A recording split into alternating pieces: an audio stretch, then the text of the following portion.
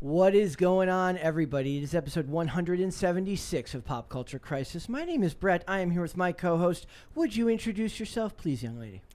Hi, Crisis Actors. It's Mary. I'm really excited to get into the topics today. It was a really good day for us. Well, when Mary got in today, she said, it's not fair. Why is it that some days, like, the topics are just super plentiful, and then on other days, like, you couldn't find, enough stuff to save your life? But it wouldn't even spread throughout the week. Yeah. Right? Yeah. So today, it was just too generous. The pop culture gods rained down their gifts upon us. When I was making the thumbnail for my Ezra Miller video for tomorrow, like, I sent a message in the Slack and just said I love my job because it's so ridiculous sounding. And to discuss such things with us today, we have a guest. Would you introduce yourself, sir? Holy crap, I'm Ian Crossland. What's up, everybody? Good to see you. Good to be here. How you doing today? Great, man. Do you guys think that a lot more pop culture news drops on a Friday?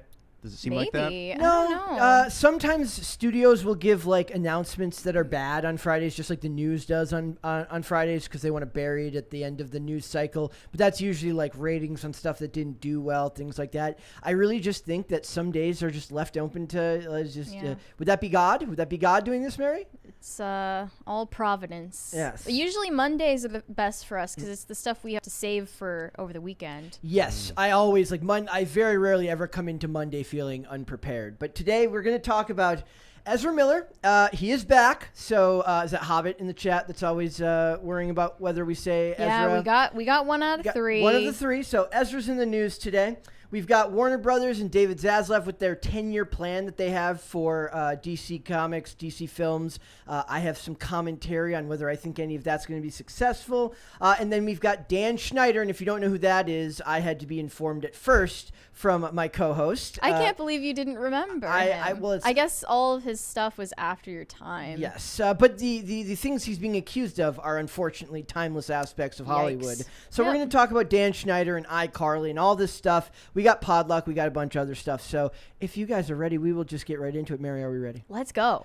I'm so ready, dude. He didn't even need me to ask. That's how ready he is. So before we go, we are going to see what Chet has to say for us today. So let us see what Chet's inspirational words for the day are. And he's, as usual, he's just gotten done with his workout. So he has just gotten done with his workout. He's got stuff to say. Small things turn into big things. He's right. And big things are accomplished just one small step at a time. Let's get this shit. If you're ready to get on track, give me your number. Love you guys.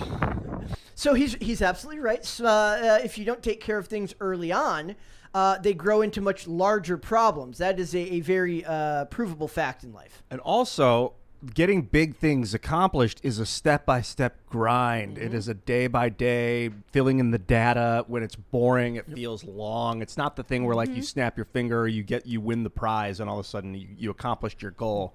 One of the cool things is we're about to hit. We were talking earlier. We're about to hit 40K, and that's slowly every day. Come to work, do your job, have fun, laugh, but also do the work. And that's something by doing the little things. A lot of the hardest part is it's just realizing that every day there's a lot of, as much chaos as there can be in this part of it, there's a lot of repetition to getting the product out there. That is just, you do the same thing every day so you can have fun and have these discussions on air. But a lot of that is still, it's about being fairly disciplined in your behavior. And I think that's what he's talking about there. So Chet is the expert of grind set. Nice But job, I Chet. know that we're gonna treasure these days when we still have a somewhat small audience. yes, I know I do. You remember the original fans The forever. OGs. absolutely. Yes.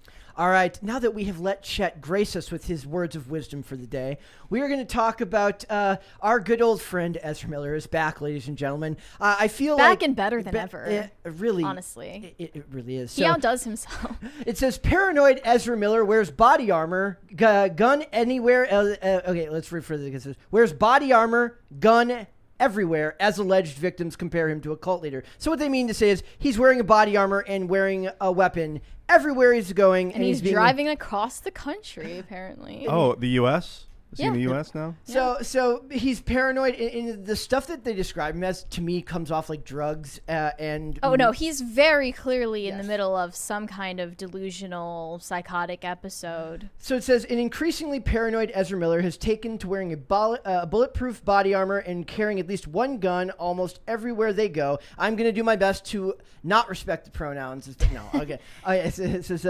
Just do what feels right to you, yes. Brad. That's all he's doing. There, see, I screwed it up already. That's all he's doing. According to a new report from Insider that traces a timeline of Miller's activities and finds a disturbing pattern, they establish a home base, financially support artists and young women, and then attempt to control and manipulate their sexual partners, causing one of their alleged victims to compare the practice to a cult. So that keeps happening over and over again.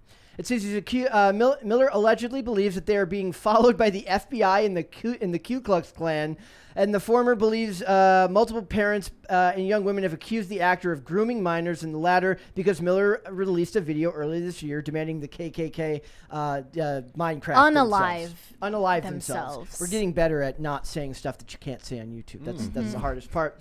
I want to get down to the paragraph about where they talk about what he was getting up to when he was in Iceland. That's where the rest of it is kind of it's a summary of what happened with Dakota Iron Eyes. You remember that? That's the young girl from the Native American reservation. It says, so they talk about this was not an isolated incident in reference to Dakota Iron Eyes. They say, during the 2 months Miller spent in Iceland, rumors spread among locals that the actor was running a cult out of an Airbnb.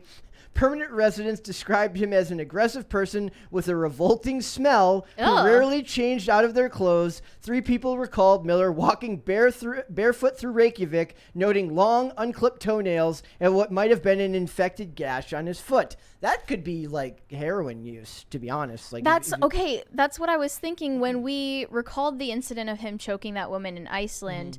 I was like, in the middle of winter, why in Iceland? Why would you be wearing what looks like a bathrobe, skinny jeans, and flip-flops? Yes. Why are your feet exposed in the winter air like that? And I was like, could it be that possibly he's like injecting stuff? Also, like a lot of people who have used for a lot of years end up between the toes because they literally have no veins left. That's what I thought. But he has to be camera ready, so he cannot do that with the rest of his body. That's what I thought. So that's a very reasonable explanation to think that that's why he would be doing it. Yeah. So the Airbnb was in Reykjavik and was described by one visitor as a commune with beds laid out on the floor. Miller collected a community of artists, expats, and beautiful young women who they said hung on his every word. I felt like everyone was hypnotized, the visitor said. Is anyone else getting Jim Jones creepy vibes here? I don't understand it because I didn't think Ezra Miller was that charismatic of a guy. No. Like, he's not exactly a magnetic personality to the point where he could be a cult leader at that level, at least. It says he led a group of meditations and claimed to possess supernatural powers. Remember back when we talked about the memes he was posting on his story where he talked about, I'm in another dimension, and some people were saying he's clearly kidding. He's clearly not I think kidding. he genuinely is deluded enough to believe that he's above the rest of humanity. He has a few devotees, and I'll give him that, but he's not any Jared Leto. Yeah, I know, right? He got like a whole like music festival's worth of people to come follow him. Yeah. And he seems far less violent. So it says he also paid. I'm saying he because saying they doesn't actually make sense in this paragraph. He also paid for food, lodging, and marijuana, and once handed a musician the equivalent of $1,500 for their birthday. But Miller would become enraged at dissent. Nobody ever was kind of allowed to disagree with them, said a young woman who had known Miller in Iceland and had a brief sexual relationship with them when she was 18. Remember, we were just talking about Demi Lovato off air and stuff that has gotten on where these people are uncomfortably close to like in their teen years, the end of their teen years. He's in his late 20s now. So he wasn't. Yeah, and what I've speculated is that Ezra Miller is just another one of these stars who's frozen in time and not able to mature, and he may genuinely believe himself to be an equal with some adolescent child, like the 12-year-old he met at Standing Rock. But obviously that's not a legal defense. So this is what he says. One person recalled Miller cornering them in the house and saying, "You don't like my hospitality," and claiming to be able to read her mind. The actor flew into a rage when she attempted to use her phone. She then snuck away and texted her family to pick her up. "I was a bit traumatized for a while. It was one of the weirdest days I've ever experienced." And we joke about trauma and how people overuse that term so much that it starts to be meaningless. Yeah. But this is genuinely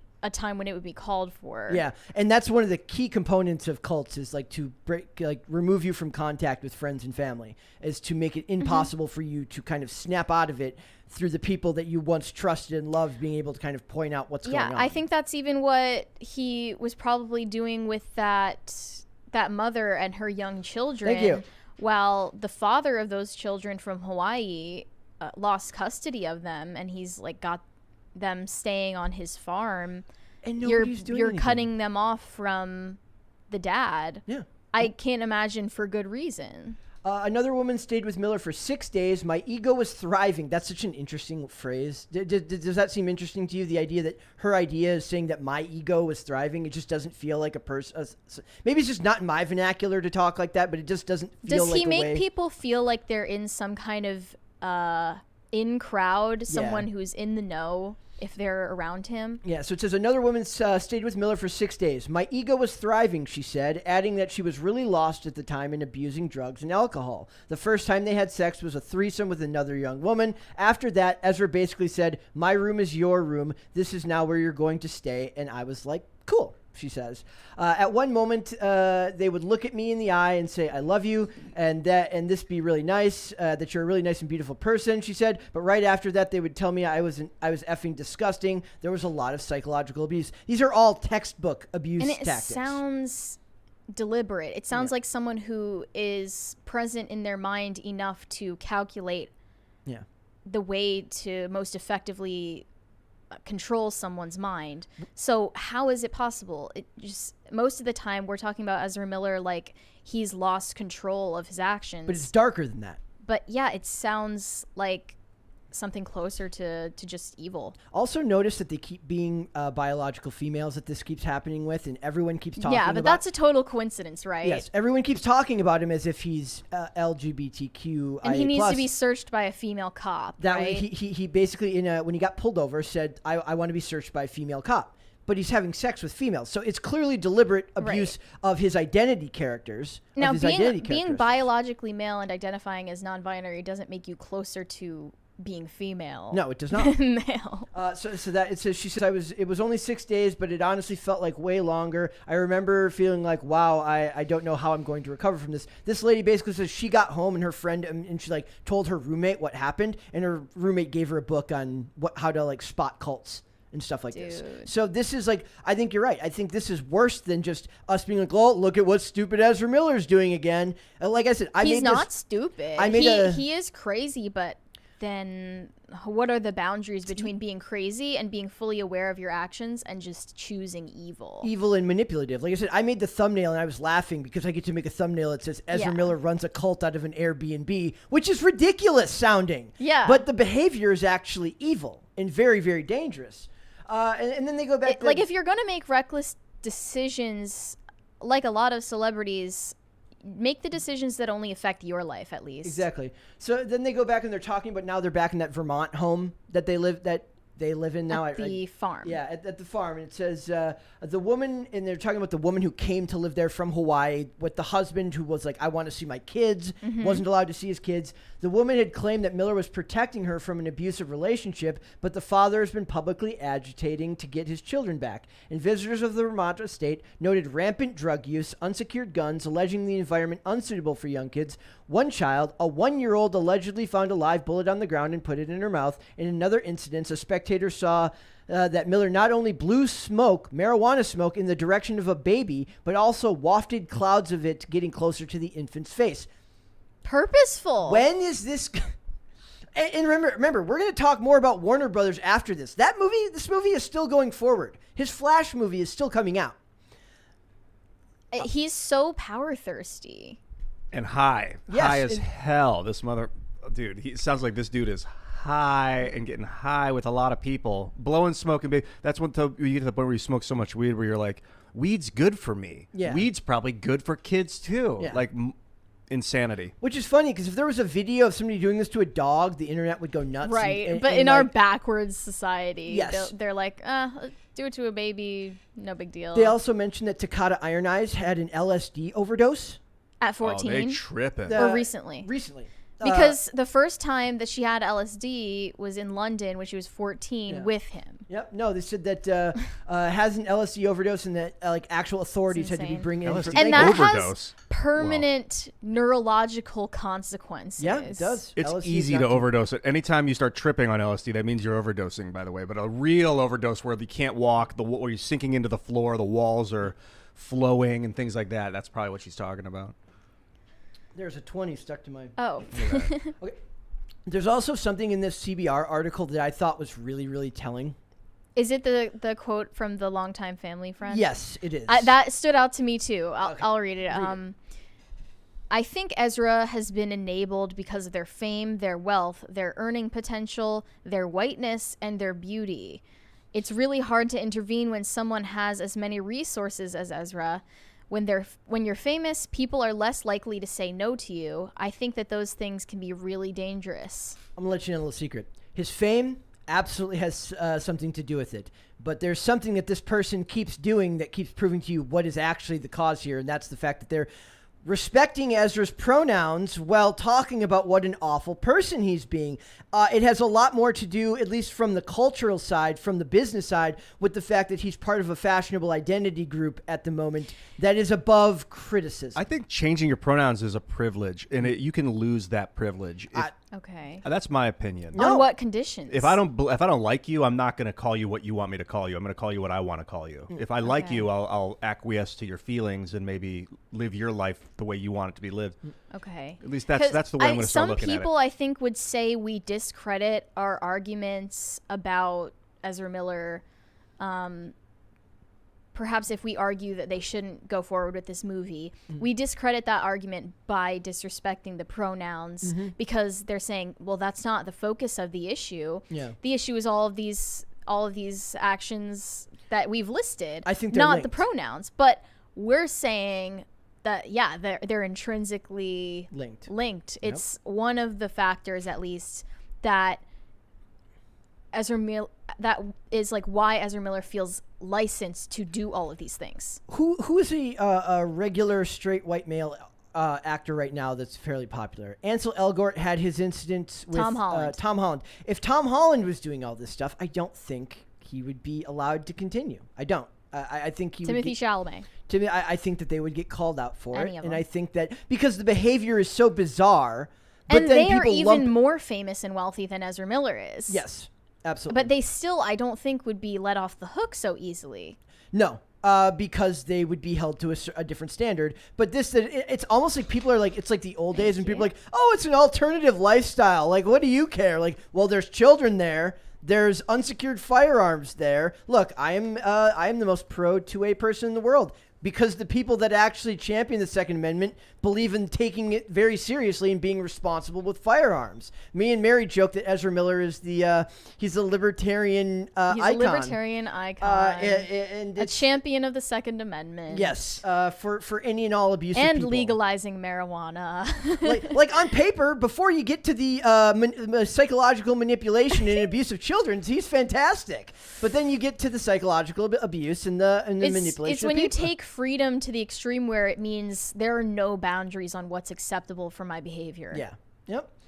So it's like, I thought the story, what's funny is because every time we cover this, like last time Ian was here, like I almost like had to double take because I have that natural inclination to laugh off any time we do stuff like this because when you read it, it sounds so absolutely preposterous that you want to just laugh at it. But the then absurdity of it is laughable, but then the more we talk about it, the more serious you realize it actually is. I think that he wants to be John Lennon. Like, he looks like John Lennon a little bit. Yeah, He probably let it go to his head, did a lot of drugs. I've been there where I smoked so much weed that I started to believe, like, oh, maybe I am John Lennon. Maybe I can be Jesus. Maybe I can do what they wanted to do and, like, pick up the reins and become. But, like, no, I'm Ian Crossland. I'm not John Lennon. And John Lennon was abused when he was a kid. He was messed up. if you try to become like him, then you start to become crazy. And like this dude's a drug-addled sex addict, basically. Yeah. That's gone way too. Probably if there's heroin involved, like he's gone way too far with the power, with the insulated power control thing. I do think that the money plays a huge aspect. Yeah, because he's getting rewarded for this behavior, or has been up to this point. Yep. An unlimited movement. You can run away from any of your problems. He's on the run now, basically. Yeah. It's just, like the name of the second article, it says, Ezra Miller reportedly driving across the U.S. armed and wearing a bulletproof vest. Like, I can't not laugh when I read that. And, like, he thinks he's on the run from the FBI and the KKK. Yes. Okay, but he is actually kind of on the run. Yes. Like, in reality, at least on the run from getting papers served to him for protective orders. It's just, it's amazing how, we're going to talk about Warner Brothers after this, how they've managed to, and this is after Warner Brothers says, Ezra Miller is healing. Ezra Miller is in therapy. We're working on it. Everything's going to be fine. It is not going to be fine. It's like this doesn't end any way but bad. If he were truly on a path to recovery and that was like there was evidence for that, I think that they might have mentioned The Flash, at least in passing at Comic-Con, if they saw hope for him. I also feel like this is going to be one of those things, like in 10 years, there's going to be some like Dark Side of the Ring style documentary where they're like, and nobody saw it coming. We're going to be over here like, we saw it coming. The like, people in power, they saw it coming. They just didn't care. Yes, exactly. I hope it gets better for him. I want it to get better for him, man. But I genuinely it's easy have to like hate on this goodwill toward him as far as like his personal problems, but he's now using them to inflict pain on other people who aren't as powerful. It's a lot easier to be sympathetic and empathetic towards somebody who's only damaging themselves, right? And that's a lot of celebrities. A lot of celebrities have an insulated, self-critical they talk about mindset. that. Yeah, like they said, I noted his outbursts used to be directed at himself, at least when he was on set. Like he turned his self-hatred inward, his hatred inward. And then also, something shifted where he started just directing his self-loathing and projecting it onto everybody else. That's like a floodgate breaking. That's hard to undo once they start, because if they're not getting immediately smacked down for abusing someone else's mind, you see the cycle. And also on set, he's not the most important person there as far as power dynamics. And this makes him feel powerful. Yes. On set, he's basically moldable clay for a director, producers, and all the higher ups. So it's his abuse is him feeling like he's taking that power back, and he's just never developed a safe or honest way of doing that, which is why he's being abusive towards other people. The state of his psyche might suggest that he himself was the victim of some psychological abuse. Seems to be an ongoing But that's theme. a mystery, and also doesn't excuse him of anything he's doing. No, you still have agency. It would explain it, but it doesn't excuse it. There's a lot of that in Hollywood, isn't there? It's one of the Yes, there things is. me and Mary, like, she'll point something out and then I just start rolling my eyes and be like, oh my God. Another woman not taking responsibility for their actions. My God. Like but then Mary always gets me to look deeper at the situation, and I find empathy and sympathy in a lot of places, but a lot of it's when they're marketing, like, at least, hey, and I want to smack these people down for their irresponsibility just as much as you do. At the very least, he's not marketing something right now. At least he's not selling me a book. I mean, you're right. Yeah, he's not trying to even sell the movie. Like one of my problems here he's is not trying to sell himself as a good person. a lot of times, like, we'll be getting these stories about how these actors were like treated poorly in their youth, and I'm like, that would mean a lot more if you weren't selling me a tell-all book. Right. Yeah, his mom was a dancer in where they grew up in Jersey. His father was I don't know, music executive. Miller, right? Robert S. Miller of Workman Publishing. Yeah, Did like publishing. a book. Yeah, it's executive of some sort. His mom was a dancer. Was she a stripper? Sorry, I mean, Martha. that's I'm what just that asking, sounds Martha. like. I But don't maybe know. she was like in the entertainment industry of some sort.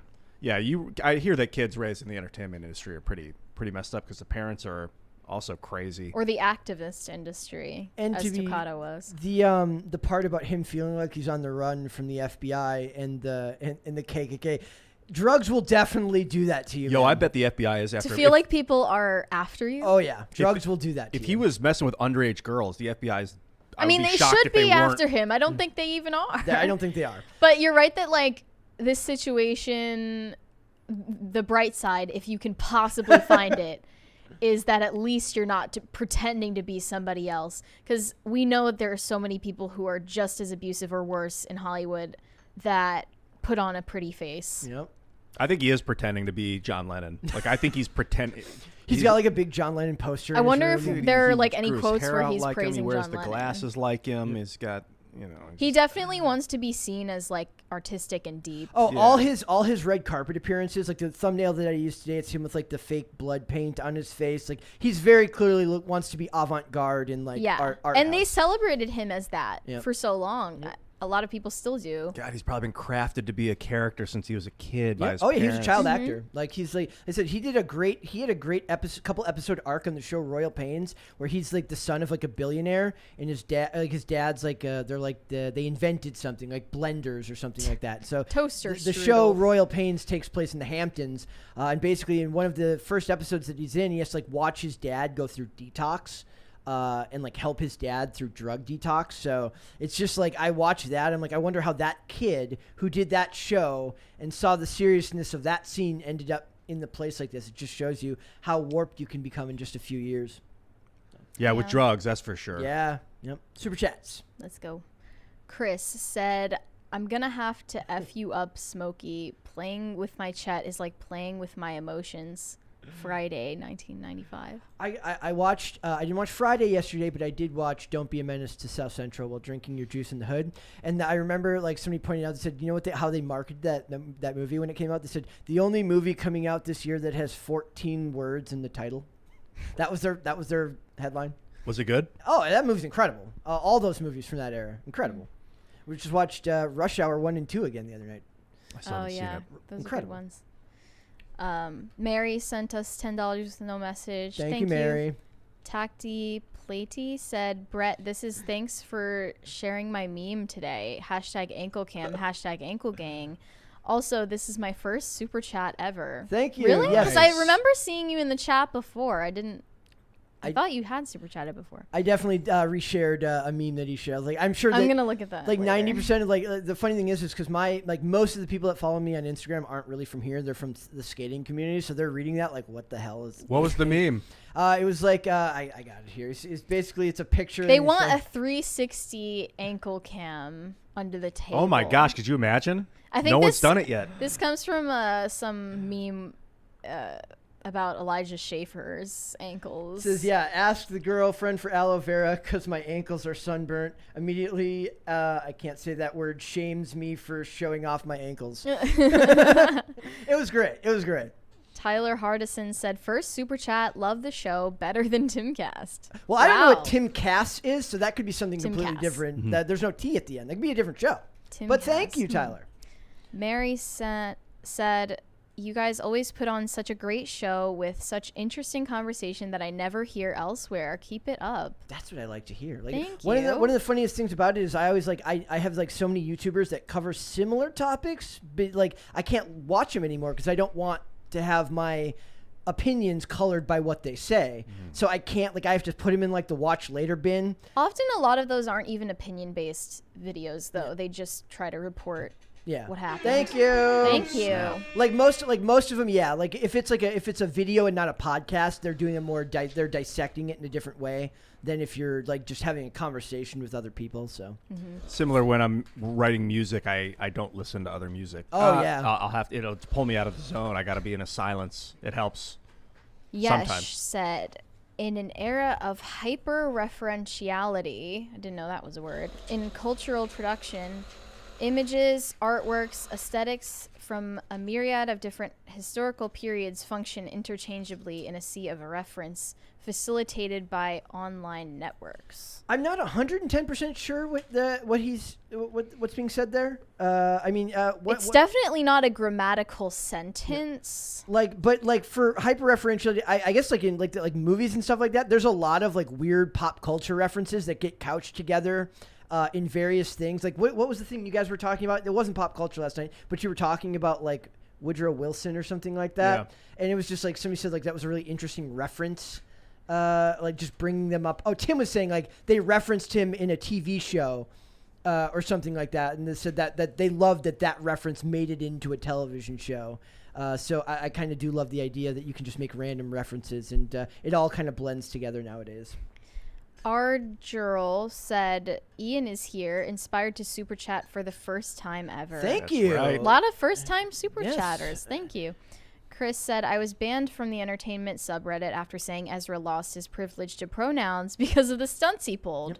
Wow. What's interesting is we actually Wesley here, he pushed back on me. We were talking. He's like, I watched that video you guys did where I said I'm not going to respect his pronouns anymore if he can't even respect the personal space of other people. He said what you should be doing is respecting them and pointing out the fact, like, you shouldn't like immediately go back to referencing him as a biological male just because.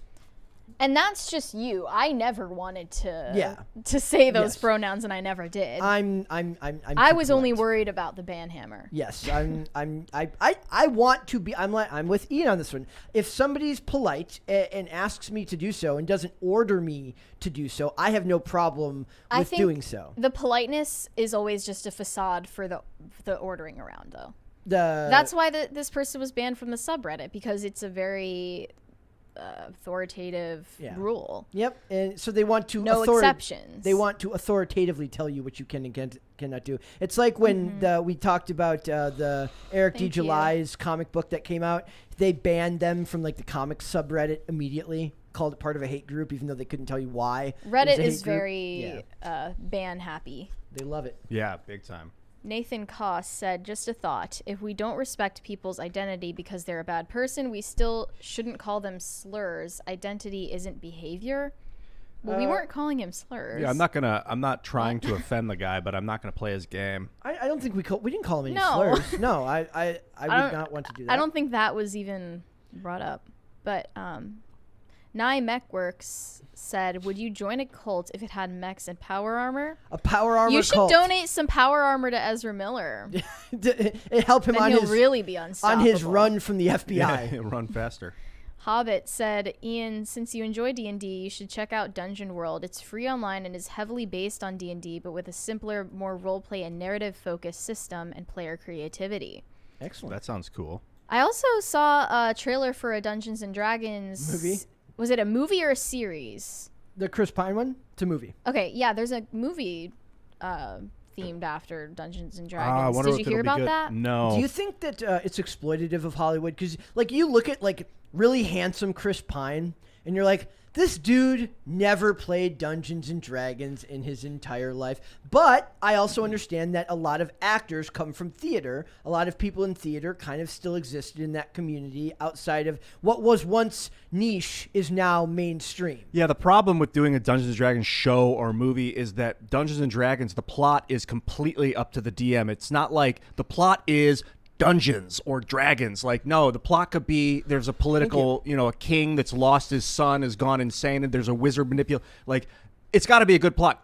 Just selling it as a Dungeons and Dragons is just appealing to nostalgia. What if they had a DM do voiceover for the movie? They better get a good one. Like, wouldn't that be kind of interesting? Like, if they could find a way to work in the DM to the and do to like the, what to was the that narrative? Black Mirror where you could like choose your own adventure? Yeah. That'd be Yep. cool. Yep. Maybe something like that. This one's mean. Bad App said, Ian looks like he'd have a polyamorous cult. Ian, if you had a cult, what would it be called? Would it be polyamorous? It would be called Crossland, and it would be like a piece of land where, Crossland. polyamorous. That in my 20s, I thought maybe like that was my. I thought like, is this what I'm destined for? Is this like if I just be myself, am I just like this wild Genghis Khan? But it's like that's just the drugs, man. Like society needs you. I mean, I didn't have thoughts quite as grandiose, but I had the same conclusion of it's just the drugs, man. Yeah, If you can't be a cult leader sober, you can't be a cult leader. truth. Fair enough. Gold Macro said, oh hell, if Ian is calling you a drug-addled happy time addict, you know you messed up. Yeah, There you go. I've been there, bro. Waffle Sensei said, Ezra is to blame for being a nasty groomer weirdo. Our culture is to blame for convincing these girls to follow someone like Ezra. But where are the fathers of these kids, and how is Ezra not in a ditch somewhere? Well, a good question is like, there's the one father who's literally trying to get his child back. And he's trying to go about it by legal means, and nothing is changing. So it's just hard to like keep hopeful. This is because the daughter is saying the father was abusive.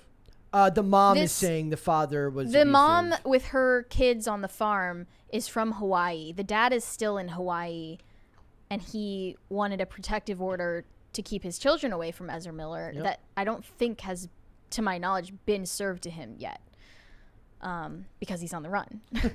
Liberty Bell said, Mary, missed ya on Timcast IRL, but sporty political Mary is good too. Chet's a beast, but how does he square the circle with his old man in the maps cabal?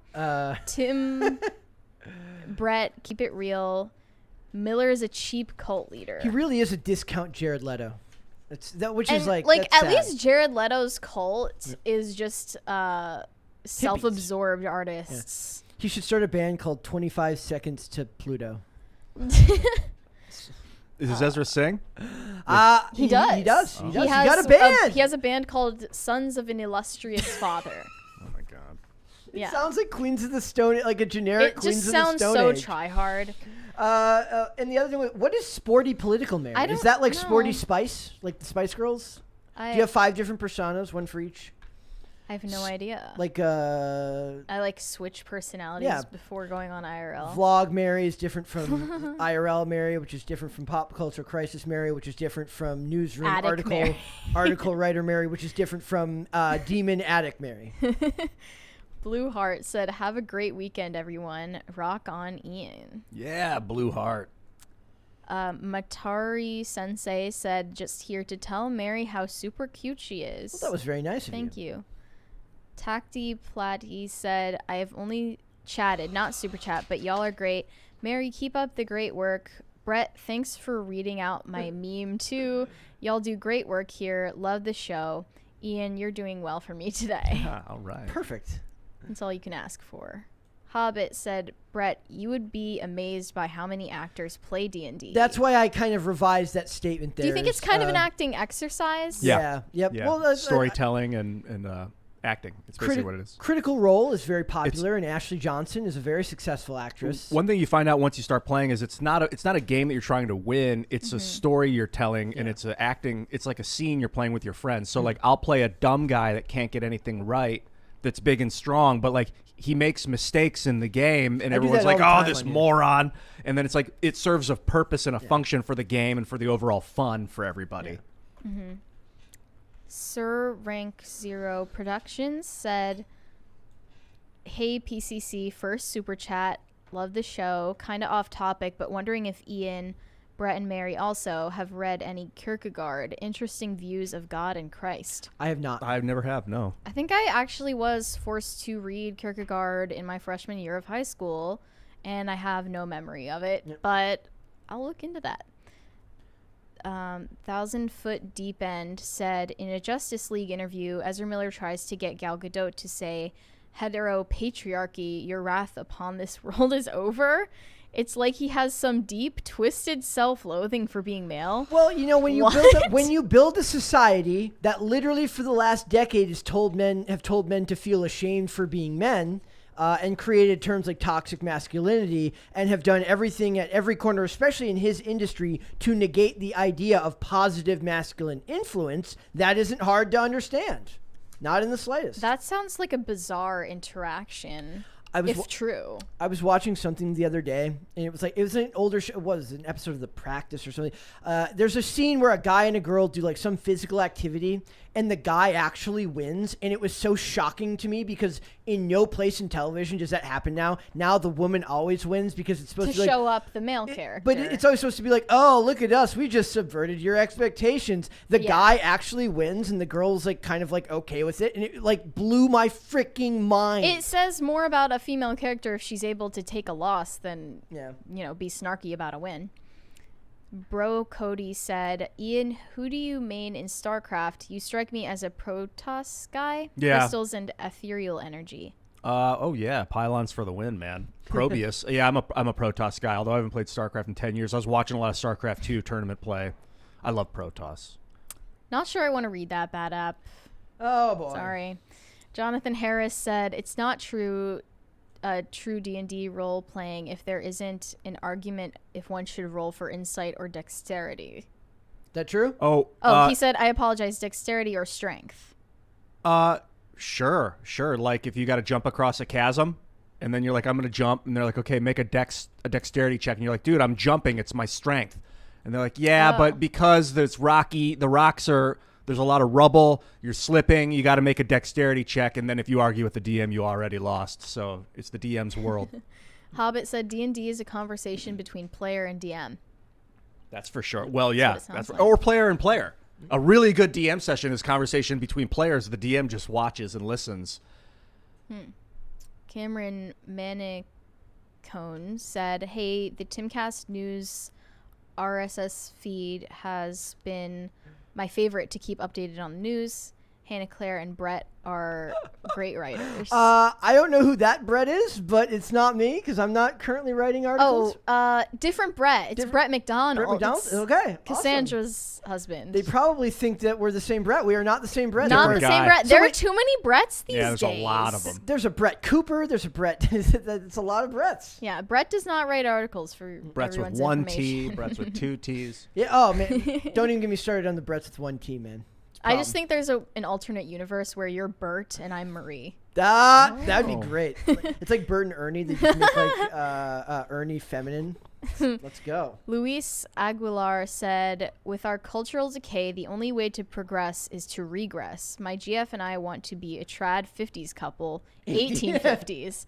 I'm saving up for a homestead. Well, good luck. I do laugh at like a lot of like that. There's a lot of people that kind of push the trad with a capital T, and it always feels like a costume to me, like the way they're dressed, because it's so not modern that I'm like, that's very clearly a choice. Like you can still have traditional values without like looking like you're putting on a costume. Now, okay, he said, I know it was a different Brett. Okay. And then someone else was like, Brett, you're married to Cassandra? Let the conspiracy theories start. Yeah, go ahead. Believe what you want. JDA said the writers of The Expanse did play by forum D&D to hone their skill. Oh, interesting. Play by forum. All right, we're gonna move on. We're gonna get through Warner Brothers quickly here because this is a fairly complicated issue. Basically, yesterday they had their Q2 earnings call, and I just want to go through the finer points of what they're going to be doing with DC, which is David Zaslav is once again taking his slashing through everything at Warner Brothers, and he's going to try to rebuild DC Entertainment, which I believe is now DC Films, and they want to make it something closer to Marvel, which a lot of people don't think is necessarily the greatest idea. I don't think they should have ever tried to chase the Marvel formula to begin with, but I do believe that they need their own studio executive, similar to a Kevin Feige, that they can't just have 9 studio executives who aren't familiar with the source material in charge of what's going to come out and what isn't. So it says Warner Brothers Discovery has a 10-year plan for DC. CEO addresses scrapping Batgirl. So basically, this is the big quote when it says that Zaslav did not mince words, explaining that they have restructured the business and will be modeling their plan after what Marvel Studios has done, which again, Marvel is an extremely successful franchise. I think I read today they've made $29 billion at the box office. So you can understand why they would want to try to emulate that success. But it says, we have done a reset. We've restructured the business. We're going to focus where there will be a team of there will be a team with a 10-year plan focusing just on DC. It's very similar to the structure that Alan Horn and Bob Iger put together very effectively with Kevin Feige at Disney. That's the other thing that's interesting about that is they seem to leave Kevin Feige alone to do his work. Like it doesn't feel like you see a lot of oversight from Disney on what he's doing. It feels like the decisions he's making are his decisions. It doesn't feel like you hear Bob Iger interfering with what Kevin Feige is doing. So he says, we think that we could build a long-term, much stronger Thank you. and sustainable growth business out of DC. As part of that, we're going to focus on quality. We're not going to release any film before it's ready. Do you think that this was shade at Batgirl?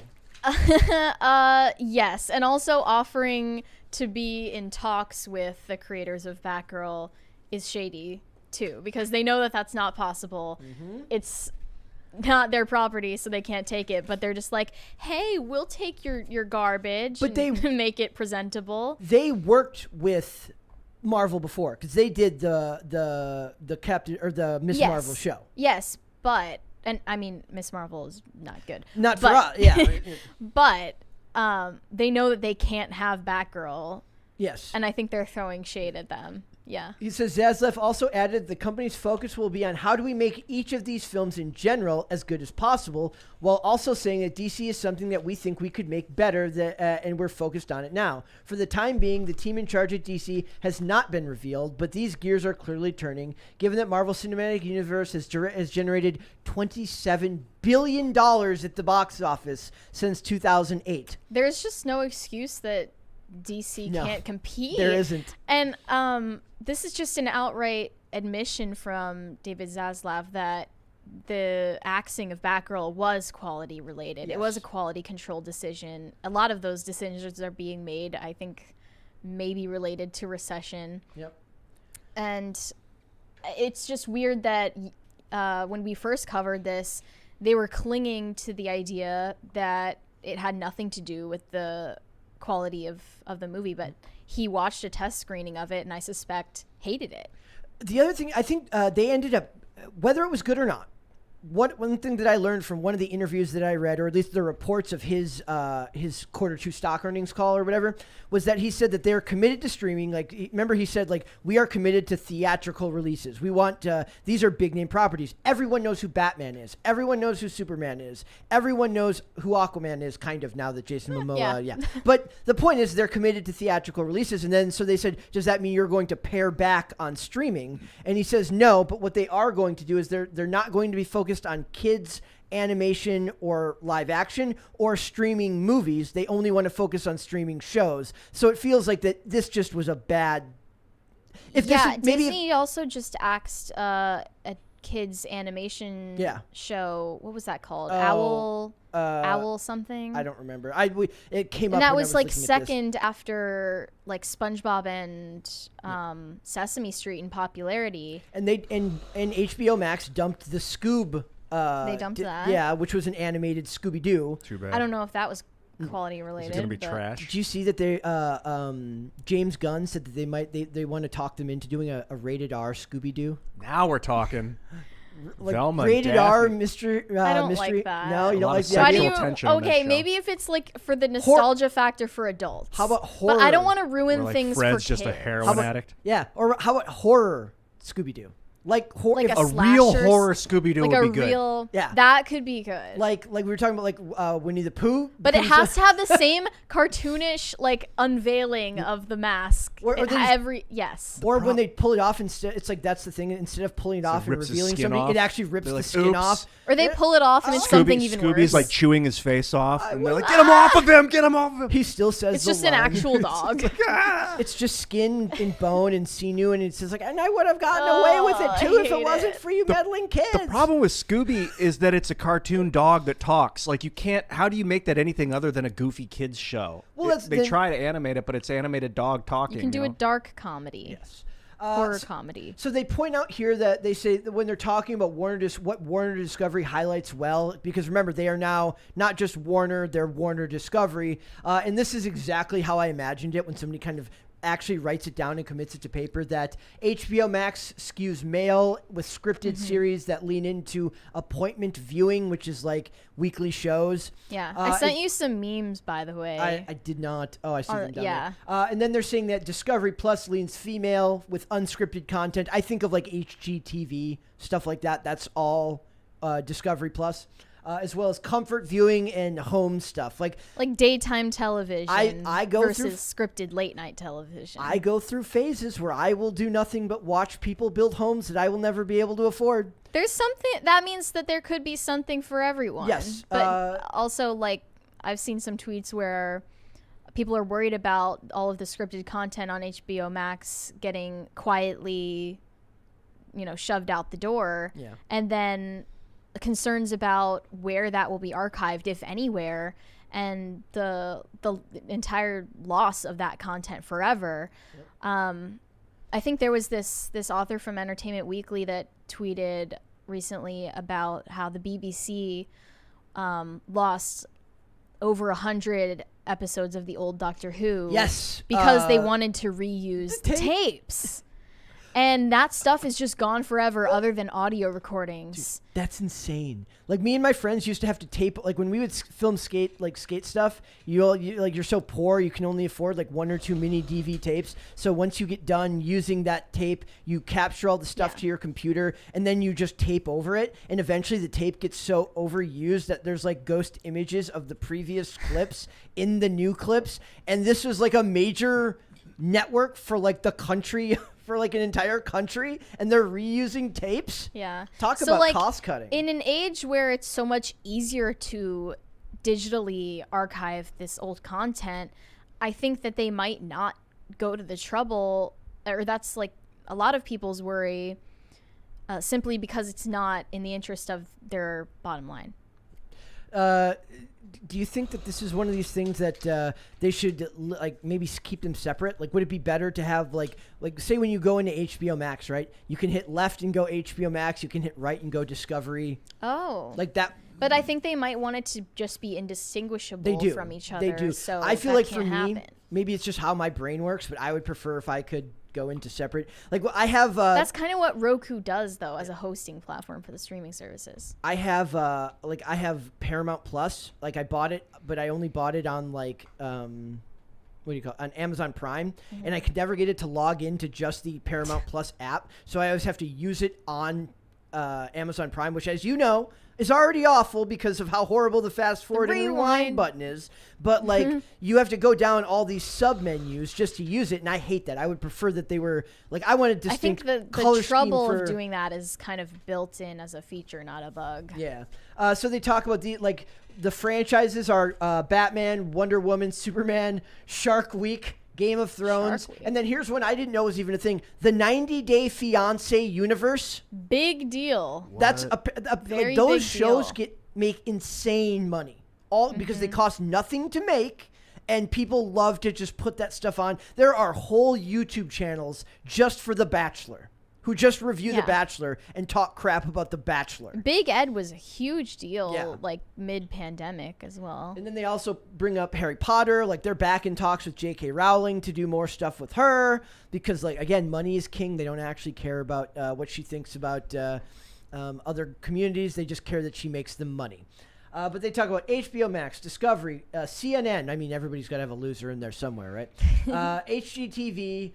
DC, Looney Tunes. I haven't seen anything from the Looney Tunes in years, but there was a great Tiny Toons video game on Sega Genesis that I remember that. Yes.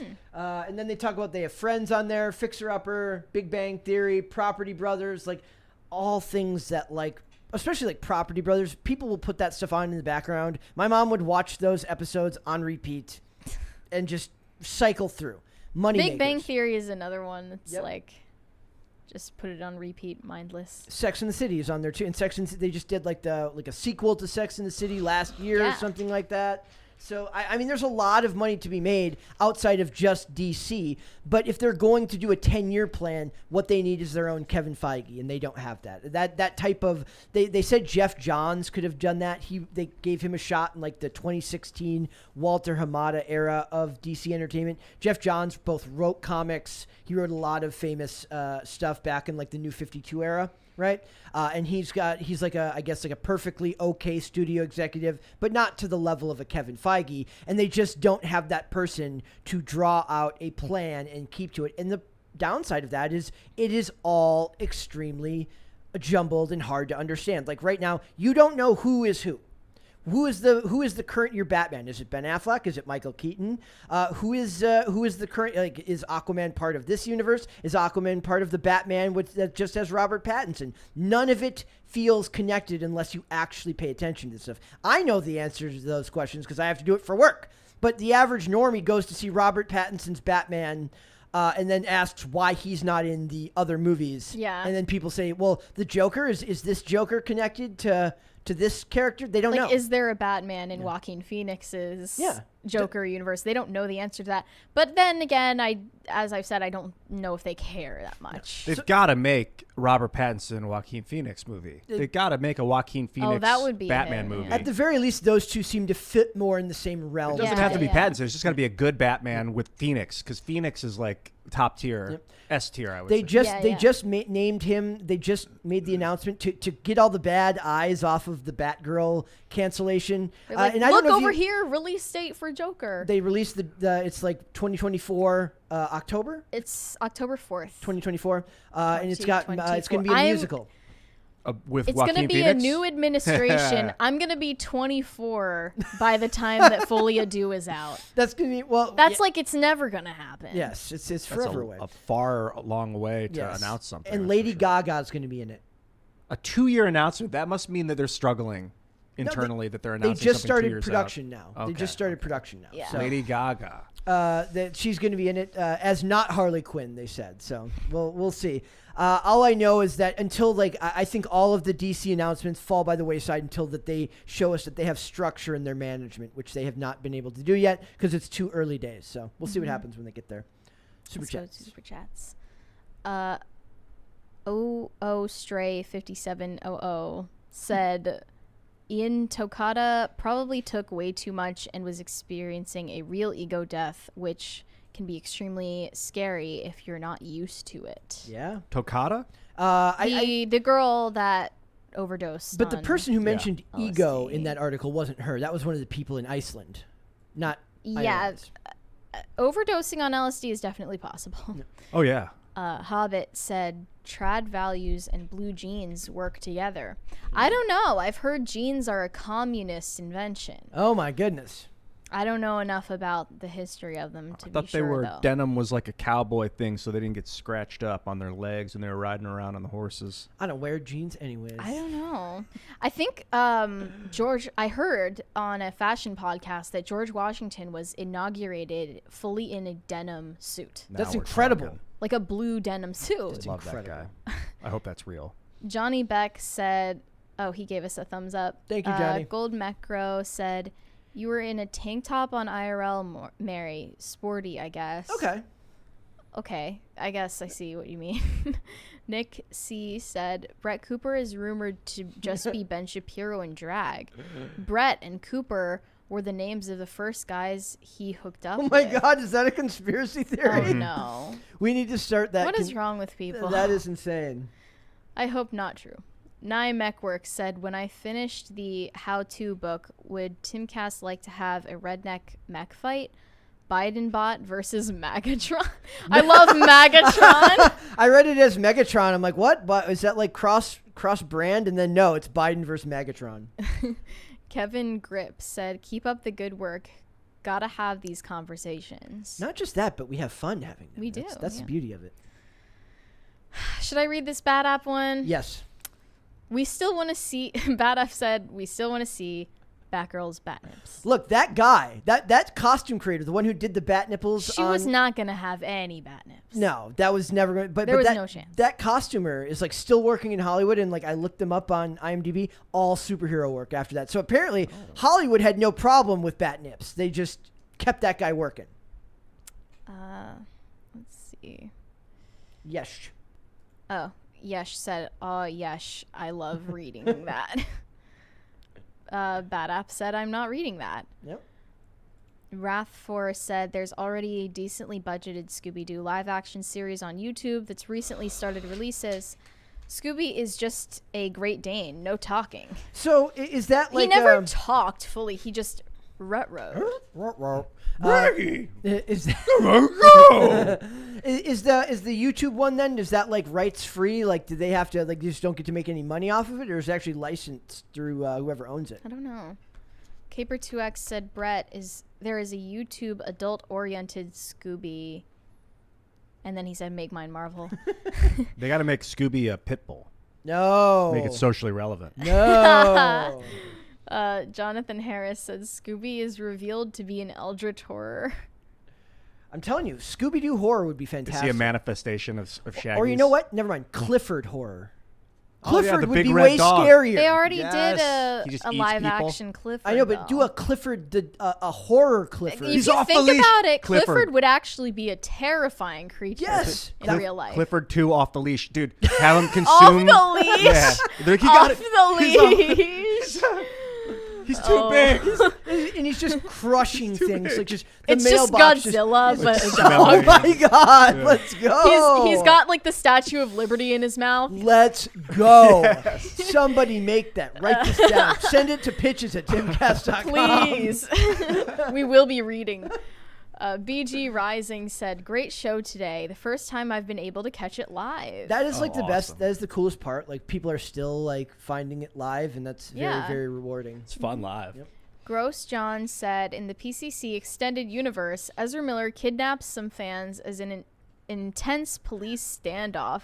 Chet swoops in, body slams Ezra, and frees the fans. However, Chet ends up falling for Amber Heard." Oh my God! Please make somebody it a reality. write, at the very least, write this fan fiction. PCC It needs to be on Tumblr. I shudder to think. It no context PCC fan fiction. 1,000 Foot Deep End said, "Mary, the interview is on YouTube. Search Wonder Woman and The Flash interview each other. It's near the end of the video."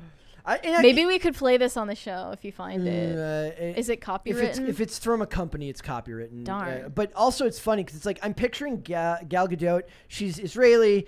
Maybe she doesn't quite have the same sensibilities that we have here, and she's like, "What is this dude talking about?" Caper2X said, "Happy future 24th birthday, Mary." There you go, ahead of time. Yeah, And that'll be a nice birthday present. Your birthday's coming up too. It is. Yeah, 10 days. Well, less than 10 days. Are you okay? I gotta ask. Are you a birthday month person? Please don't tell me you celebrate a birthday month. Oh, you know I'm a birthday month person. That is like. Don't try If me, you like- want like a great example of how narcissistic our culture has become, it's people that celebrate their birthday month. I'm a white woman in America. The world revolves It's around around you. me. Like, if you want to have birthday day, yes, of course. Birthday week, I'm pushing it. you're pushing I'm it. testing Birthday Brett's month, patience. kick rocks. Like, Tell me to kick rocks when you give me my birthday I'm gonna present do that. early. It's literally gonna be of something kicking Here are rocks. some rocks. Cheeseburger said, "Ian, have you heard of Gregory Manarino? Please look at his channel." No, never heard of him. Don't know. Manarino. Waffle Sensei said, "What? Blue jeans are American AF. Get that propaganda out of here." Yes, Levi's and Lee's. But I don't wear jeans that much anymore. Joggers every day.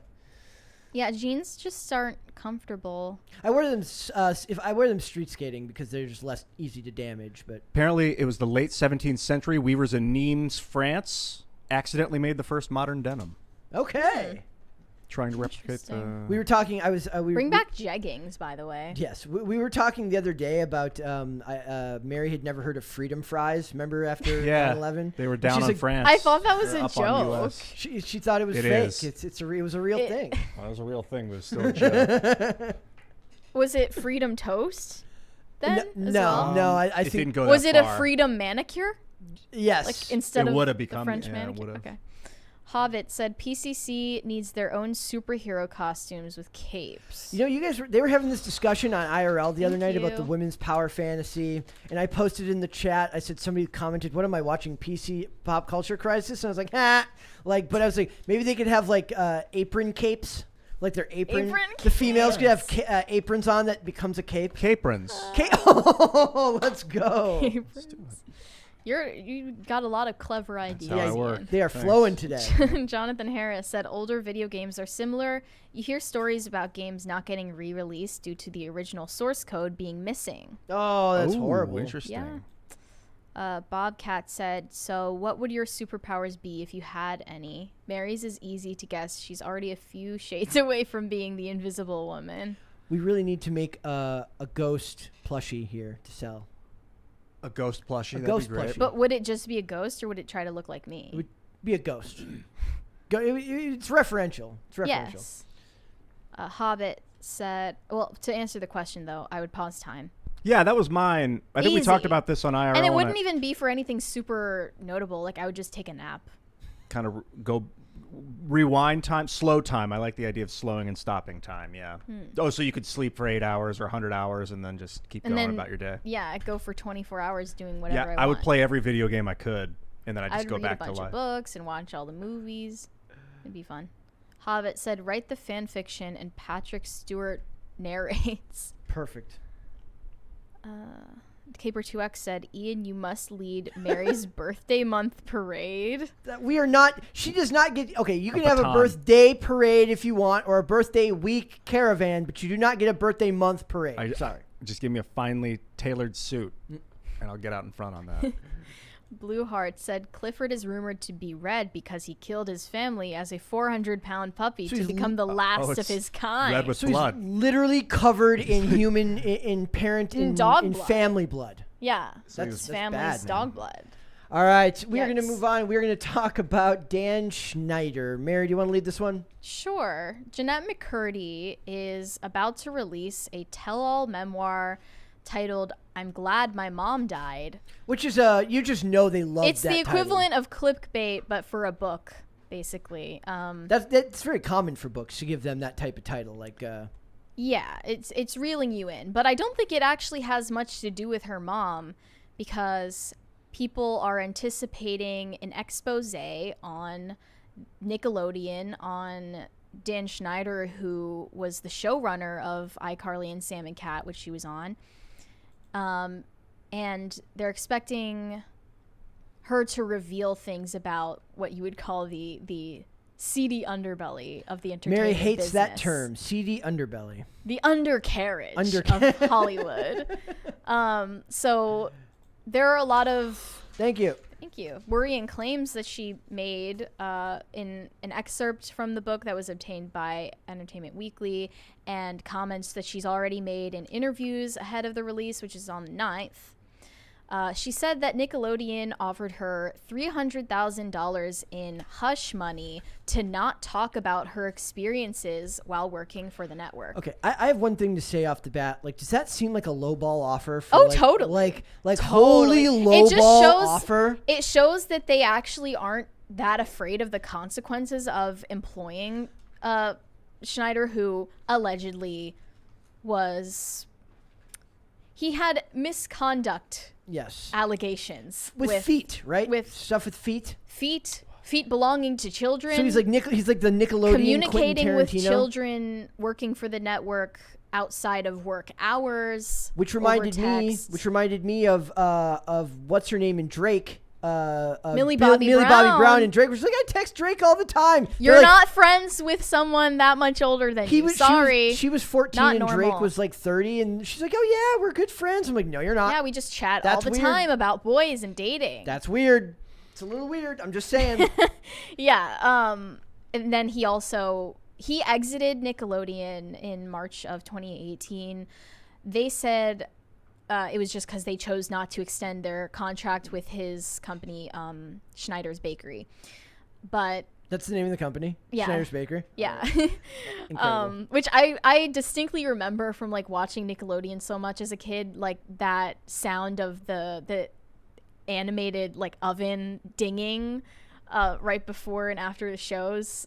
It was just, yeah, like very visceral.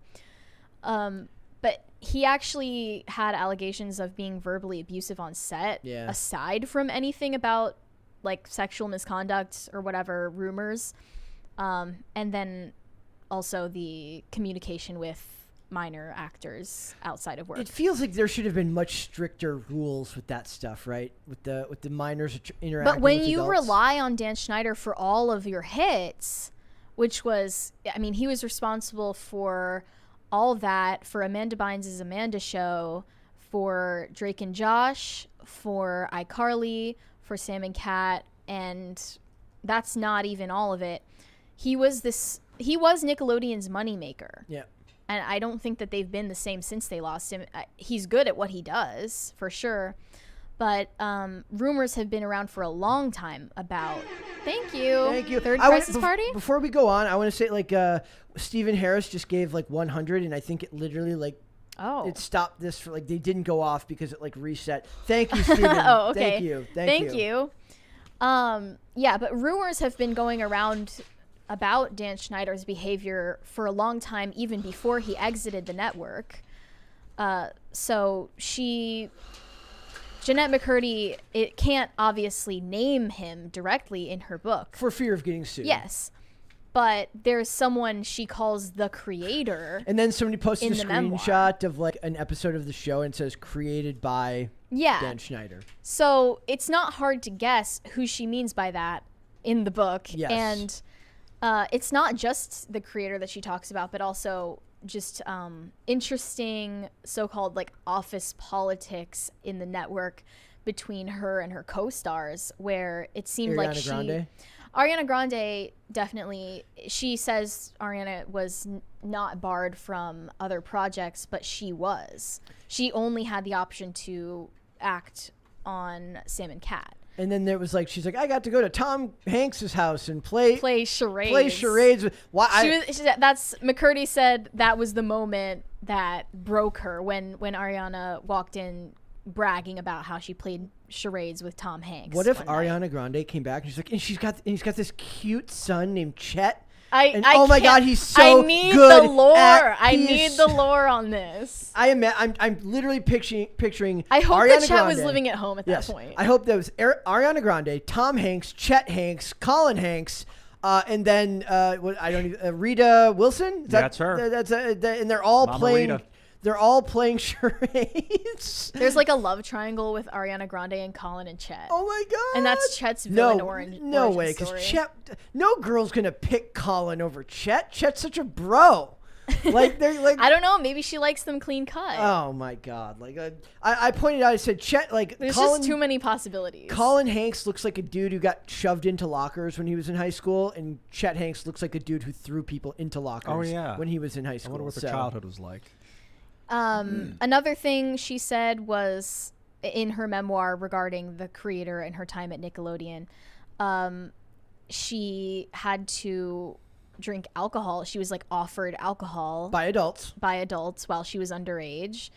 Very scummy. Yeah. And also I think they had her wear a bikini at some point. Obviously we don't have access to the full stories yet. I remember when you came here, like I was like I asked if you were old enough to drink alcohol. Yeah. But like obviously in these circles they don't think to ask because there are no consequences for misconduct. Nope, they just get away with it. And also, this is following a controversy about the iCarly reboot series that Miranda Cosgrove and her other former co-stars participated in, with the notable absence of Jeanette McCurdy. And because she went against wrote this book? Yeah, I doubt that they even invited her back because they got an inkling that, it ended badly with her. So does it? I mentioned to you earlier. So does it seem weird that like Nickelodeon somehow like everyone knows Disney is evil, like with kids, like with the way that their child stars come out always messed and they up. are a bigger machine than Nickelodeon, way bigger. So there's more places to hide. I think. Yeah.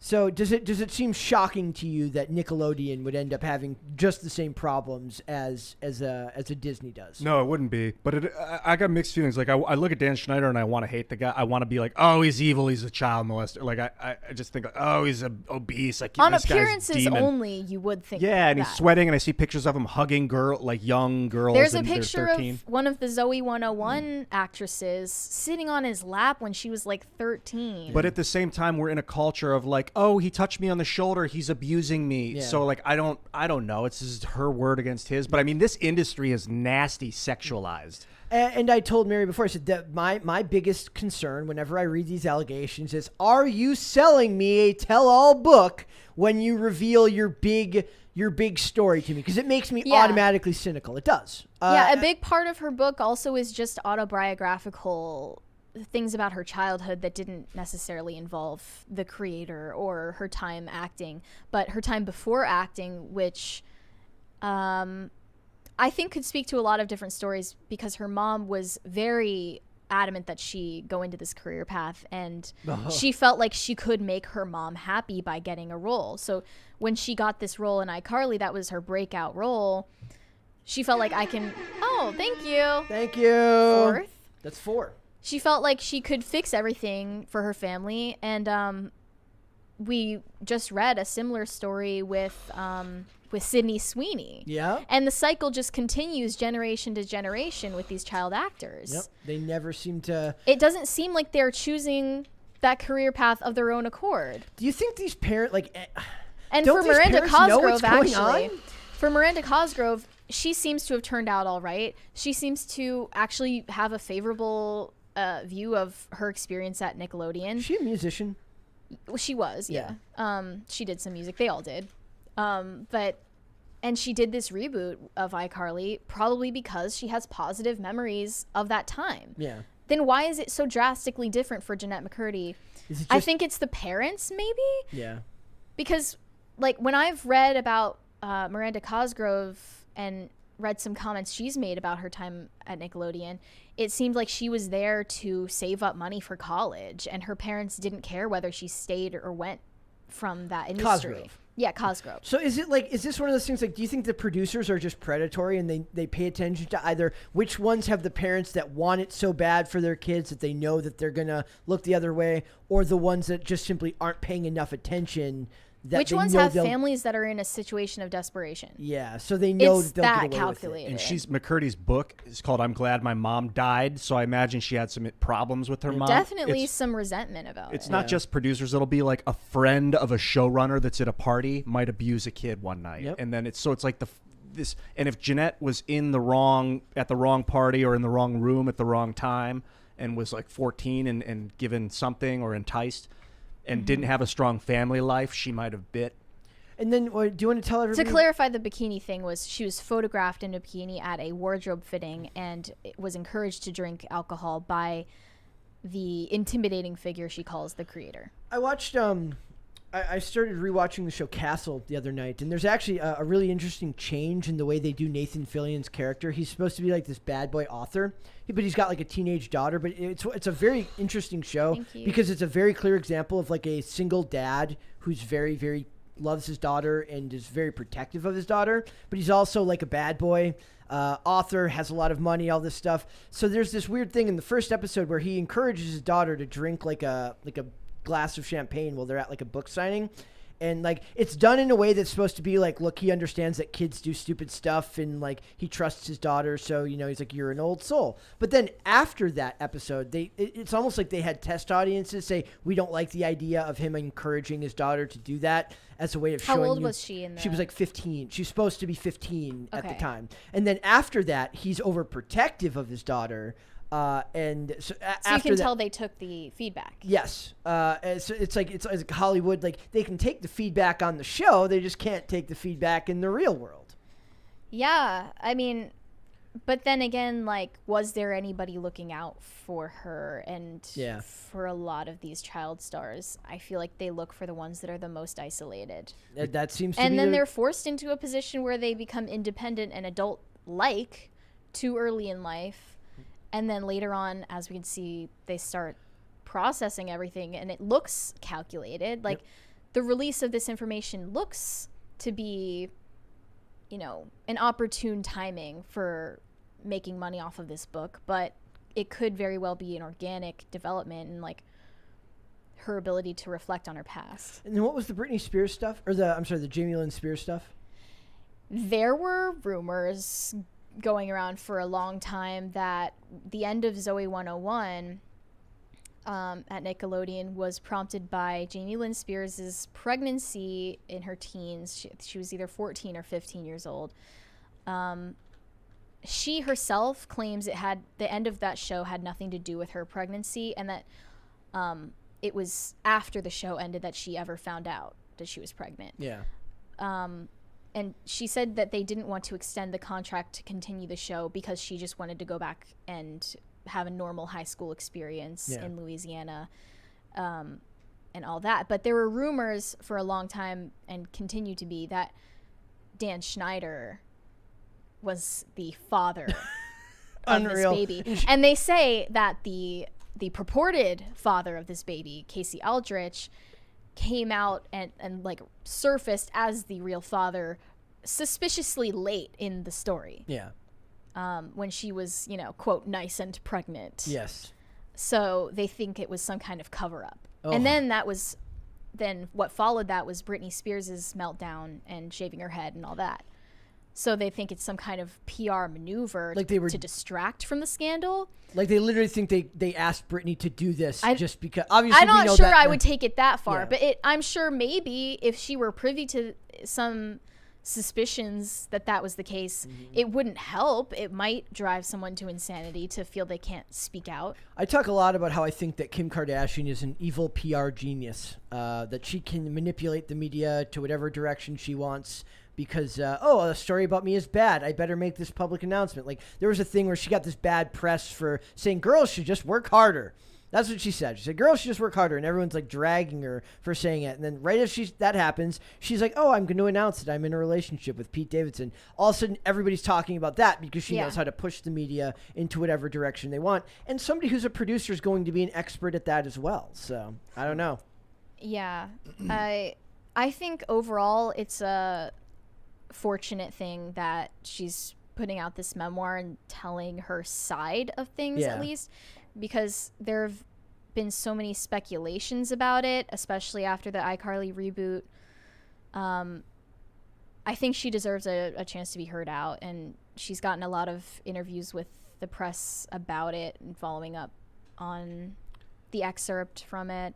Just proves to you that the industry is scummy all around. They're like interested in making money on what you called the back end of the pain they inflicted on the people working in the industry. That's the scariest part. They make money off of them when they're young, and then they make money off of them when they're older, and they start going public with the information about what really happened. These books get written, and then the same people who abuse them make money right off the books that are being written about the stories of the things they did to them. So, how do they make the money? Well, the publication companies and the press that they get before and after, the clicks that they get. Hollywood takes its cut. She's been at every interviewed stage. by the New York Times, by the Washington Post, by Vanity Fair, all ahead of this book. Yep.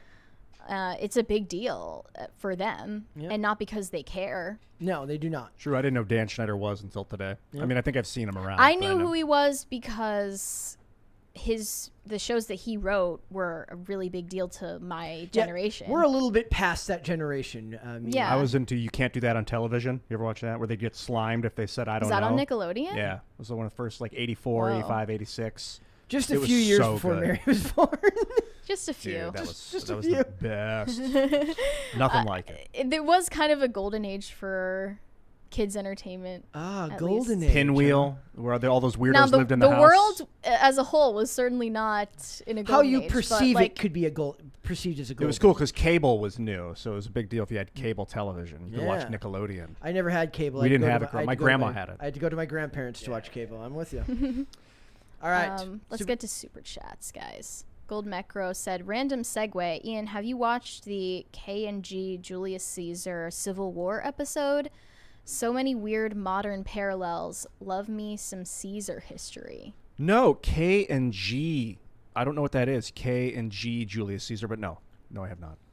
Stephen Harris sent that $100 with no message. Thank you, Steven. Thank you. Harris. Again. Hobbit said, you see Dane Cook, 50, married his GF, 23. Yeah, they definitely. I think they said that they'd been dating for 5 years. So she's 23. What? Yes. Yep. Okay, that's weird. Nathan Settlemeyer said, Ian, if we ever meet, please let me braid your hair? Question mark? That's a big ask. That's a very intimate thing to allow maybe- somebody. I to mean, do maybe upon- me out when you for start drinks when you first, bro. start your cult, Yeah. everyone's gonna be in Everyone like gets a a turn. hair braiding train. All right, there I it one is. time had hair not quite as long as that, but fairly close to that when I was playing hockey. And my mom let me have one of my mom's friends braided my hair, and then I chickened In like out. pigtails. And full Okay. braids and I chickened out and took them out before going to school. Did it Aw. permanently change the hair? No, it wasn't in for that long. Like cornrows? No, it was loose Oh, okay. Yeah. Nice. Nathan Settlemeyer said, Ian. Oh, sorry, that's the same one. Caper2X said, how many Schneider stars have subsequent issues? I mean, you named a bunch of them just off the bat. Yeah, I think the ones from Zoe 101 are up there, and Jeanette McCurdy is up there, but he picked them wisely. Like Miranda Cosgrove, I think he saw. This is all my speculation. Yeah. He saw that she had a bigger support system. Yep. Well, we talked about not Hillary Duff, but it was Hillary Duff, the one that turned out fairly normal. Hillary Duff was nepotismed into her role as Lizzie McGuire, so that's already, you're privileged above the rest. Yeah. You have someone in the business who is looking out for you. So that's one that turned out okay. Yep. Not a lot though. Yeah. Not a yeah. lot. But also, like, considering what she went through, I think being depressed is Normal. not as bad as it could be. Not at all. For Amanda Bynes being like the act to follow. Cheeseburger said, Ian, I came here with the express purpose of exposing you to Gregory Mannarino. Please look at his channel. It's about the Federal Reserve and what they're doing now. Mary Brett Sulls for hijacking chat. It is okay. If it gets Ian more information on the Federal Reserve, I think that's a worthy chat. Yeah, tag me in like a tweet on Twitter or on mine, so a message on mine, so I see it when I'm at my computer looking at text. Perfect. Jonathan Harris said, parents living their dreams via their kids. That's the isn't that kind of the same thing around dance moms? Like a lot of Moms. the pageant All moms, of I'm them. sorry. Like, yeah. Well, their ego is wrapped up in the success that their kid can have. Yep. Gosh, and the money, man. Imagine you set your family up for generations if your kid is a big movie star. Yep. Yeah. At the kid's mental expense. Sadly. And now there's even less money to be made, it seems. Yeah, imagine like ruining your kid's innocence in life over a streaming show. Yeah. Like I think With about no that with residuals for the grandkids? Not even Come on. You're not even going to build generational wealth off the back. I of love your how kids' even the abuse. entertainment business is built around like preventing generational wealth in the middle class. Randy said, I see Mary's wearing red on Friday to remember everyone deployed. I guess Ian and Brett hate the troops. Sad? I'm literally wearing a camo hat. Is today some kind of I have no idea. holiday for veterans? I don't know. I didn't know my t-shirt color had any relation to it. Gold Mecro said, Kings and Generals YouTube channel. Oh, it's fantastic. Yep. That's what the KNG was that they were. Oh, referencing, Kings and KNG. Generals Caesar stuff. Yeah, I've seen Caesar stuff on Kings and Generals for sure. And Bad App, I'm not reading that. That will be a shirt one day. It will. Please no. All right, we're doing Podluck, guys. We're going to do Podluck, and we're going to start with Machine Gun Kelly. Mary, do you want to start with Machine Gun Kelly? Oh, yes, I do. His tour bus got vandalized with a homophobic slur. And as you can see, a cartoonish phallic illustration. I thought it was a freaking blimp at first. With a smiley face at the end. A blimp with a smiley face. That's what I thought it was. Can we play the Instagram video where he's reacting to what happened? I think we can. Let's try. Hopefully it's not too loud. You're so dumb. You spray painted a bus thinking it was my bus. Wrong bus, you fucking idiot. Do the first part of the crime right. Second off, I was by the buses till 4:30 in the morning, which means you waited till 5 a.m. to spray paint a dick.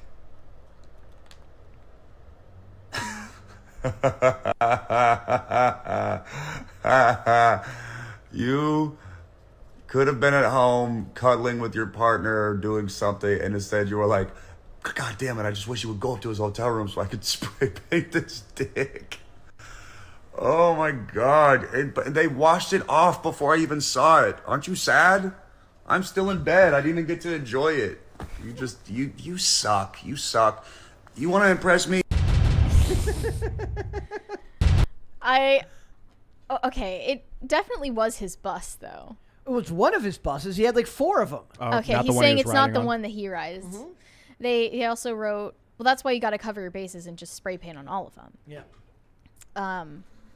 Not inciting vandalism, for the record. Get your act together, vandals. Don't vandalize anybody. We're not saying you should ever vandalize anything. So they did that lovely illustration and also wrote rap devil F slur, homophobic slur, on the other side of it. And this was in Omaha, Nebraska. I simply just thought this was hilarious. And also, I think the video shows he was more bitter than he wants to let on. Well, plus it's like, of course they're not going to say anything to your face. You've likely got like ridiculously oversized Like bodyguards guards. Would obviously tackle them. Yes, that nobody's going to be able to say. He's the least frightening. Like the only person less frightening to say something to their face might be me.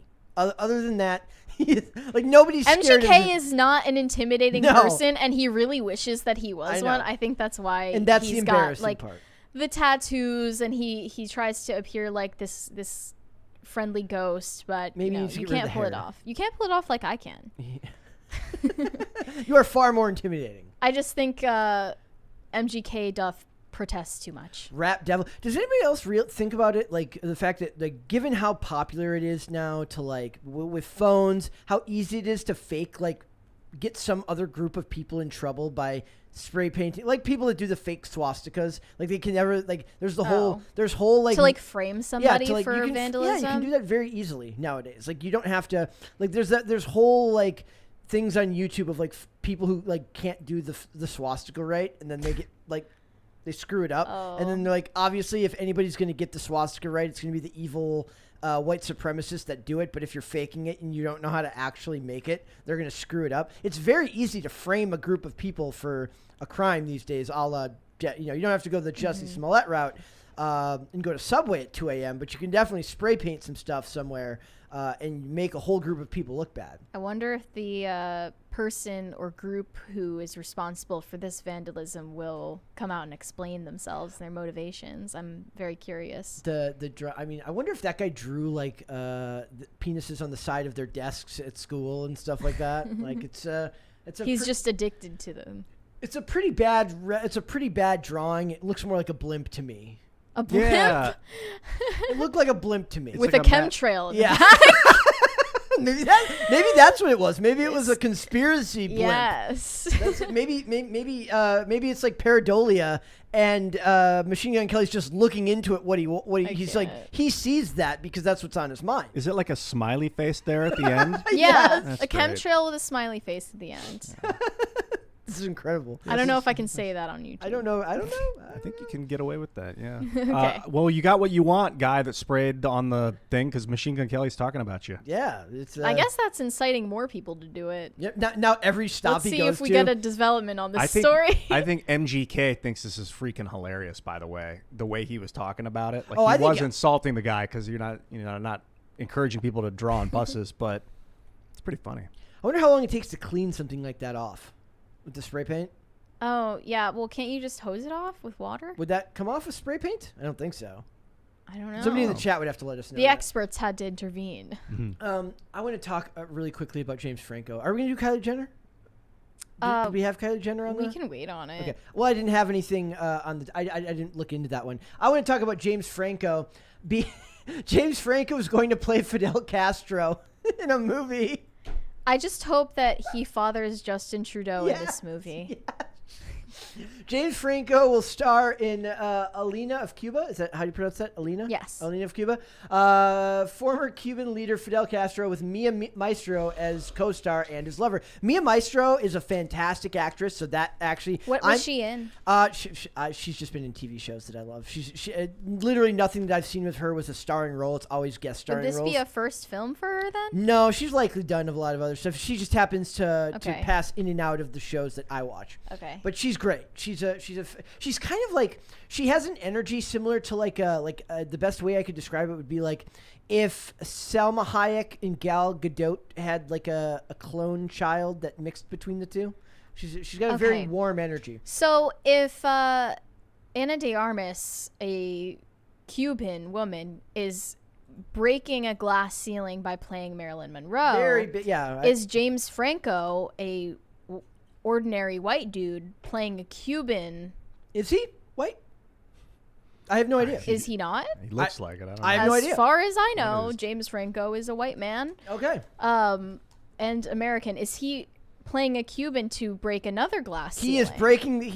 Well, at least he's not attacking it or having it teach a class on sexual scenes. I hope that he does this entire movie in perfect American English. Just no accent whatsoever. Oh, he's going full accent. If you saw The Room, or what was it, The Room, or no, The Disaster Artist, Disaster which I highly recommend Yes, if you haven't seen absolutely. it. Oh. He plays Tommy Wiseau, and he gets the accent. Yeah. Pretty That's so pretty funny. good. Yeah. Oh, hi, Mark. His mother, James Franco's mother, was Jewish. His father's of Portuguese and Swedish descent. Okay. So, breaking glass ceilings here, doing this. Like, Jimmy. I just think it's funny. Also, too many biopics. I wonder if they're gonna try and make this Fidel Castro guy like a hero of some sort. I mean, they call him a leader in the byline. Not technically. Not any editorializing about what kind of leader he was. An interesting story is there's a when I used to manage a gas station, there was a guy who would come in every day. He'd buy the same drink and 2 lottery tickets every day. He's from Cuba, and the day Castro died, he got the news in the store. Oh. And How'd jumped. he react? He was so excited, and got to go home to was left to make plans to go home to see his family. It was crazy. Wow, that's awesome. He was so happy. Yeah, Castro was definitely a murderous dictator. So, and just the other day, we were talking about how I was going to play Che Guevara in a movie. So, easy. Easy. I could be in this with him. Yeah. You should. They need Shay. I wonder who's playing Shay. That's a what big I'm saying. role. If you guys want to call Hollywood, just go ahead and call. Let's go. Who's the I third don't see revolutionary? anything about Che Guevara here.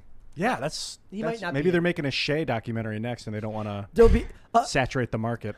like a dictator A musical? a dictator expanded universe where it's just a bunch of I would favor that over Marvel. yes, it's just a bunch of you get the Stalin movie, you get Dude, I hope it turns out that Fidel was Justin Trudeau's dad. That would be so awesome because they look similar, and They do. Justin looks nothing like Pierre Trudeau. They've got an Easter egg it. And you see here. pictures with Justin's mom and Fidel, and apparently they loved each other. I love it. Yeah, I don't know the details. That's the about drama. That's how the they world met. gossip we need right now. I wonder if they'll film it in Cuba. I don't think you can do that. For the record, I think so. James is a great actor. I used to think he was crappy, and now I like him. No, he's a great actor. He just shouldn't be allowed to be alone with the women on set. That's the problem. I hear Or there's been some teach impropriety. them how to do intimate scenes. First of all, that class shouldn't any actor who wants longevity in Hollywood should never think it's a good idea to teach I don't know a who told master him that was a good class idea. on lovemaking scenes. Whoever told him that was a good idea is trying to sabotage his career. Yes, absolutely. sure. Or he just thought he could get away with it. And society changed so quickly that it just happened before he was able to realize that it was probably going to backfire on him. Thank you. So, all right, let's do this first kill story because this is it's kind of like the encompassing of everything that's wrong. It's stupid, but Yeah, it's relevant. It because points of out its what stupidity. what I hate the most about Hollywood, which is that they never actually think any deeper than surface level traits. It says first kill showrunner blames Netflix show's cancellation on marketing that never went beyond teen lesbian vampire elements. So they're like, it's a show. It's about chicks. They kiss other chicks. They're teenagers. They're vampires. Well, what else? Vampires also being a footnote. Yes, to they're the like, rest. oh, and by the way, they're vampires. And they're like, well, what else? Are the characters this? Or the characters they're lesbians, and they're teenagers, and they're vampires. And that's all they know Is how it to do. trying to replicate Buffy No, it's never going to in do some that. way. Oh, my God. You can't do that. Shades of Grey, is that what it was called? Shades of Grey? I was thinking of Twilight, I think. Twilight, Yeah. and then the one where the yeah. abusive guy... That's 50 Shades. of 50 Grey. Shades of Grey mixed with the 50 vampire Shades hate. was a fan fiction of Twilight Yes. Interesting. that was adapted. Yeah. So basically, she says, I so enthusiastically signed on to this show because it has something for everyone, Henderson said in an interview with the Daily Beast. Strong woman leads. Well, that's rare these days. You don't see that ever anymore. There's never any strong. Oh, sorry. Nope. I'm editorializing. Strong woman leads, supernatural intrigue, an epic Shakespearean battle between warring families, and a prominently featured black family in the genre space, something black viewers crave and a general audience needs to be treated to. That phrase, something black viewers crave, makes me want to vomit. Yeah. That actually had like a regurgitating response to that. That is Yeah. so gross and racist. Well, to me, the part about general audiences need to be treated to seems weirdly Need it. They need it's it. what you need in your life. You just don't know it Rondo. yet. But as Dane said, marketing is about telling people what they want. Yep. So he says, the art for the initial marketing was beautiful. I think I expected that to be the beginning, and the other equally compelling and important elements of the show, monsters versus monster hunters, the battle between two powerful matriarchs, would eventually be promoted, and that didn't happen. That's because they don't need to. Because the weirdos on Twitter that you pander to, all they hear is gay. And that's exactly what they were hyping up. Yeah. It's stupid. I saw the tweets about it. It was just like kind of revolting and creepy because it's like, yeah, I like watching teenage girls kiss each other. It's hot. And then they make you feel and then you're the creep for ever even coming across it. Yep. But they're the ones who made it. This Shakespearean battle between warring families is basically a way of saying ripping off Romeo and Juliet. Yes. That's all that means. Well, I mean, a lot of those, like, I don't know if any of you guys watch, like, the originals or Vampire Diaries or anything like that, or even, like, True Blood. I mean, these are stories that have been told and retold and told and retold far better by far better people. I guess there were a lot of family drama was a lot bigger back in the day because there was families was like what it was. There were no business. There were no corporations. There were families. So and of course they said they licensed the IP, paid for the pilot script because God forbid they make an original idea ever. They can't do it, man. Do showrunners get much of a say in how their shows are marketed, or is that an entirely different team? Not the marketing usually. I mean, depending. I don't know how powerful this. I've never even heard of this showrunner, so I can't say that they're very. Like I'm sure the Duffer Brothers have a big hand in their marketing. Like I believe Simonson when they were doing. Oh God, what was it? Like Simon, when they were doing The Wire, probably had more to say in that, or even like when Jeffrey Easton did White Collar and then he did Graceland. He by that point had built such capital with USA Network that he probably has more say when the second show comes out about how it's marketed. But in the end, you know, a lot of networks have their own marketing strategies, right? Like USA Network used to have what's called blue sky television, which means all the colors are bright. They're all filmed in exotic or warm locations. So there's a theme that runs through it all that fits into the marketing scheme so that when you watch an ad for that show on that network, all of it seems to fit together into one package. So I don't know if they would have a lot of say in something like that. Mm-hmm. But for this stuff, for Netflix, probably not. Yeah. So. I just want to say, like, I think the whole vampire thing is over. Like, the vampire way over. Is way over. They made a mistake with, like, Morbius. We were talking earlier about, like, as I mentioned Morbius as, like, an idea is, like, you can't just try any idea and expect it to work. This is proof of that Morbius is actually, Kraven the Hunter is a fairly popular character, but that doesn't mean that it's always going to work. But I am a huge Twilight fan. She is. But I think that was the last time for a while, at least. We have to put it to rest. You posted like a Twilight esoteric meme, and I had no idea what it meant. They should do a movie where they have to fight like a master vampire, and it's just people that have to fight where the vampire's like the bad guy. People fighting vampires? Yeah, where it's just the vampire's evil, the vampire's the mastermind villain. Again, that's what we need to return to our roots. Where Guys, vampires are bad. I have a better idea. Isn't there idea. a Dracula? Yes. I have a better idea. Go with Nicolas Cage? Yes, Renfield. I was in like that play one time. Idea. Renfield's crazy. I played Renfield in a play. Yeah, that's Renfield's awesome. nuts. A movie about him would be cool. Yeah, it's like him and Zazie Beetz. What would be really cool is if you saw the movie through his eyes, so you saw stuff going crazy around him because he's insane. Yeah. Or the better idea, just go rewatch Blade. Blade was so good. Never seen. Blade. It's good. I mean, if you like action movies. I'll put it this way. Like one time I was watching it in my room and Andy just came in and just sat down. He's like in the middle of working and he just sat down and watched the whole thing with me and then went back to work. That's how much we love. That good. It's that good. The original Blade is that good. And we're going to finish off. If anybody here is excited for the new Game of Thrones, I don't know how much capital they have left. The trailer for House of the Dragon was actually really, really good. The cinematography is fantastic. But they are cup hunting on the set to make sure that no Starbucks cups end up in the final shots. Do you think the original Starbucks cup shot was intentional, maybe no. to like get attention on the show? No, what was the scene that happened in exactly? They're talking about it. It's like, but I do think that cup should be in like a museum somewhere. Oh yeah, that's a good idea. Like I think they should put that cup in a museum. That was back in 2019. I'm looking it up now. Looks like it's from the Red Wedding. No, from a bunch of barbarians hugging the guy up north. I don't know. But yeah, like Where's they the should put Starbucks that cup in a. I hope they kept it. In just remember Planet Hollywood when Planet Hollywood was a thing. it. They could have put it at Planet Hollywood. Just It's like in the front of stupidest Daenerys. trinkets ever. Yeah. Daenerys was drinking a star. Oh, there's a picture of it on the thing. You see it right there, like it's a, and for some reason I have like this weird like where you misremember something. I could have swore it was like a red holiday cup.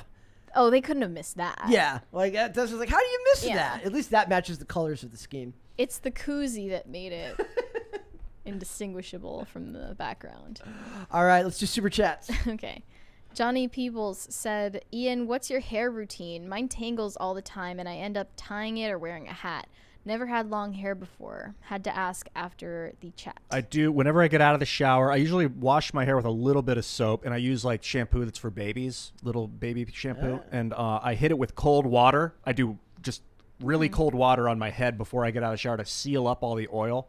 I don't brush it.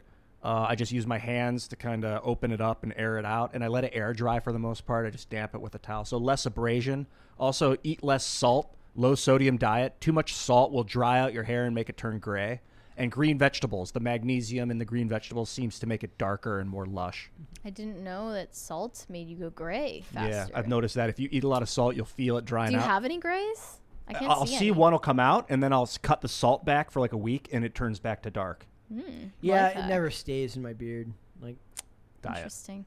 Bobcat said, haven't y'all heard of Red Fridays? it's a way for military families as well as civilians to show solidarity and support for all military personnel, regardless of rank or location. I did Never not knew know about this. that Negative. actually, but perhaps I will wear. I mean, I have like a lot of. Well, I have red hats. I don't wear red clothes normally. I've got red on my pants. There you go. D-Tap said, hey Ian, Mary, and Brett, is Timcast Media hiring? I'm a software engineer and tried to send an email to Tim and pitches. Thanks for any help. Well, all jokes Don't do the aside, pitches. don't send anything to pitches because no one looks at that. Yep. Send it to jobs@timcast.com. Yes. There you go. Hobbit said, every stop must add more seed to the bus. Oh no. Did they do it on the gas cap? I didn't see. Let's check. I don't know. Is that what they mean? That would be hilarious if they did. It's all very I can't intentional. tell. I can't tell from the. Thank you. That was awesome. That was like simultaneous this year. I can't tell if there's any on the gas cap. Up. Let's see. Omaha being Omaha. Machine Gun Kelly is in town. And somebody tagged his tour bus. Hang on, let me see if I can That safely is a cross. horrible penis rendering. I am sorry. Yeah, it's too two-dimensional. Yes. It It needs needs some. more detail. I'll show you the other depth. side. It looks like a mini corn dog. A mini corn dog. I keep thinking of a Matt Groening cartoon. But yeah, I mean, it's not the most artistic graffiti, but There it is.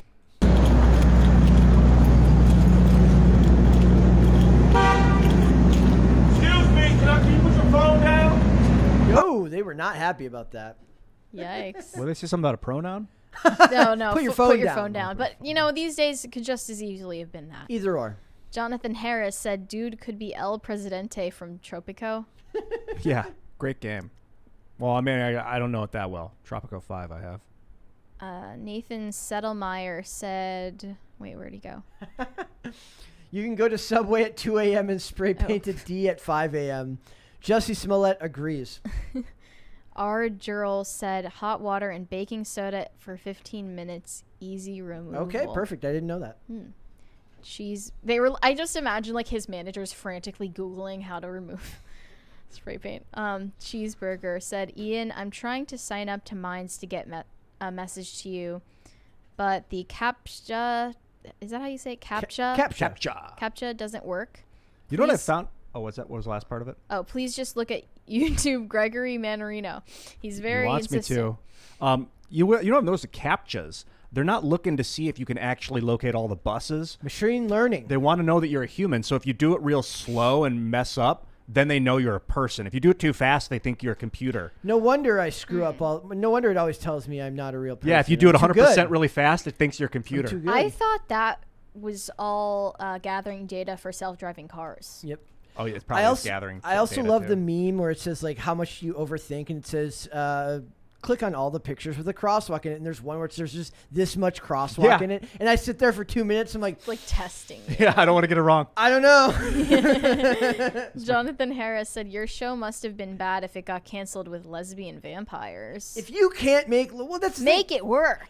In 2009, that would have done gangbusters. Nowadays, people see through it's like all the stuff we talk about. Like there's so much of it is so blatant nowadays, where it's like you couldn't have chosen this unless you were clearly trying to send a message. That's your choice. It is our choice not to watch. Steve South said, I got it. A fresh new idea. How about teenage lesbians who happen to be werewolves? Boom! Genius. Pitches at timcast.com. New idea. Maybe we need a shirt that says pitches at timcast.com. We do. Nero Garcia said, Castlevania is the only good vampire thing that's come out in the last few years. I have not watched the Netflix Castlevania series, but I hear great things about it. I did, however, send home for my dad to mail me my Nintendo 64, my regular Nintendo, and my Sega, and all my old vintage stuff, so I can again play Castlevania. Is Simon Belmont the character from? I have not seen the show, but I've heard nothing but good things about it. Castlevania 2 is like my favorite game in '89, whatever year that was, '89, I think. Nathan Settlemeyer said, The Godfather needs to be woke. The Godmother, lesbian POC crime family that whacks off Italian male rival families. There's a great episode of I'm not gonna be able to. It's Lisa Vidal plays this what was the name of the lady from did you ever watch Dexter? Yeah, a couple episodes. The lady who plays the police lieutenant in there. There's a show where there's an episode where she plays like a creepy crime boss with like weird family on family undertones and stuff like that. It's really creepy. Maria La Huerta? That's the actress's name. Maria, yeah. La Huerta. She's from Dexter. Yeah. I don't know. RJIRL said, no one says my name right. Should I change it? No, it's the children who are wrong. Argerl? I'm sorry, I said Argerl, but it's RJIRL. Oh, I get it. We put IRL after things. Can you put an underscore in your name, maybe? Or a space. That would help, yeah. Sometimes I think I call it Tim Casterol. It's all one Luna word. Lauren Velez. Someone said, okay. Pitches at Timcast, and it's one of those pitch-in recycling shirts with the stick figure throwing waste in a basket. Make it happen. No pitches. We don't take pitches. Do you guys know? Because it's illegal problem if someone sends something and then we make a show, but we never actually read the pitch, then they can be like, hey, I sent you that. Intellectual property laws. It was an episode of the show called Breakout Kings. With Serinda Swan and a bunch of the Jimmy Simpson from Always Sunny in Philadelphia, stuff like that. So she plays. Yeah, it's really creepy, really creepy. I suggest everyone watch that show. Only had 2 seasons, but it was very, very good. They even tied it into Prison Break, which was a really, really good show. But yes, check that out. That was all of our super chats. That was all of them. Yeah. All right. Poor RJ IRL doesn't get his name said right. RJ. I'm sorry. All right. All right, guys. Ian, thank you so much. Oh, thanks for having me, Dude, Brett. Let everyone know where they can guys. find you. You can find me at iancrossland.net, which is basically a portal to get through to any of my social media accounts. Follow me at any one of them. Hit me up anywhere. Happy to be here. Perfect. Oh, you can also find me tonight at Timcast IRL at 8 o'clock p.m. Eastern Standard Time. Timcast IRL on YouTube. We will be going live 8 to 11 Eastern. So I'll see you there. They call it synergy, corporate synergy. Yes, we have synerged. Mary, where can they find you? You can find me on Instagram or WeChat at Closer Kitty, and whenever I post articles on timcast.com, I promote them there. That she does. Guys, you can follow me on Instagram at Brett Dasovic. For the show, we are here on YouTube, 3 p.m. Eastern Standard Time. That is noon Pacific, Monday through Friday. If you would rather listen rather than watch, I don't know why you would, but you can just listen. Amazon Music, Apple Podcasts, Pandora, Spotify, wherever good podcasts are sold. We are also on social media, Twitter @popculture_show, Facebook and TikTok @popculturecrisis, and on Instagram @popculturecrisispod. And before you leave today, would you please kindly, gently tap the like button? It helps us all the time in the algorithm. We will be back with another episode on Monday. We'll see you then, We've guys. got one more super chat, though. We got one more? Go for Hobbit it. said, hostage party. Have a great weekend, everyone. Thank you, Hobbit. That's one of those days, those hostage parties will actually keep us here for it'll be like midnight. We'll have facial hair. And yes. Guys, we will be back with another episode on Monday. We'll see you then. Bye. Bye.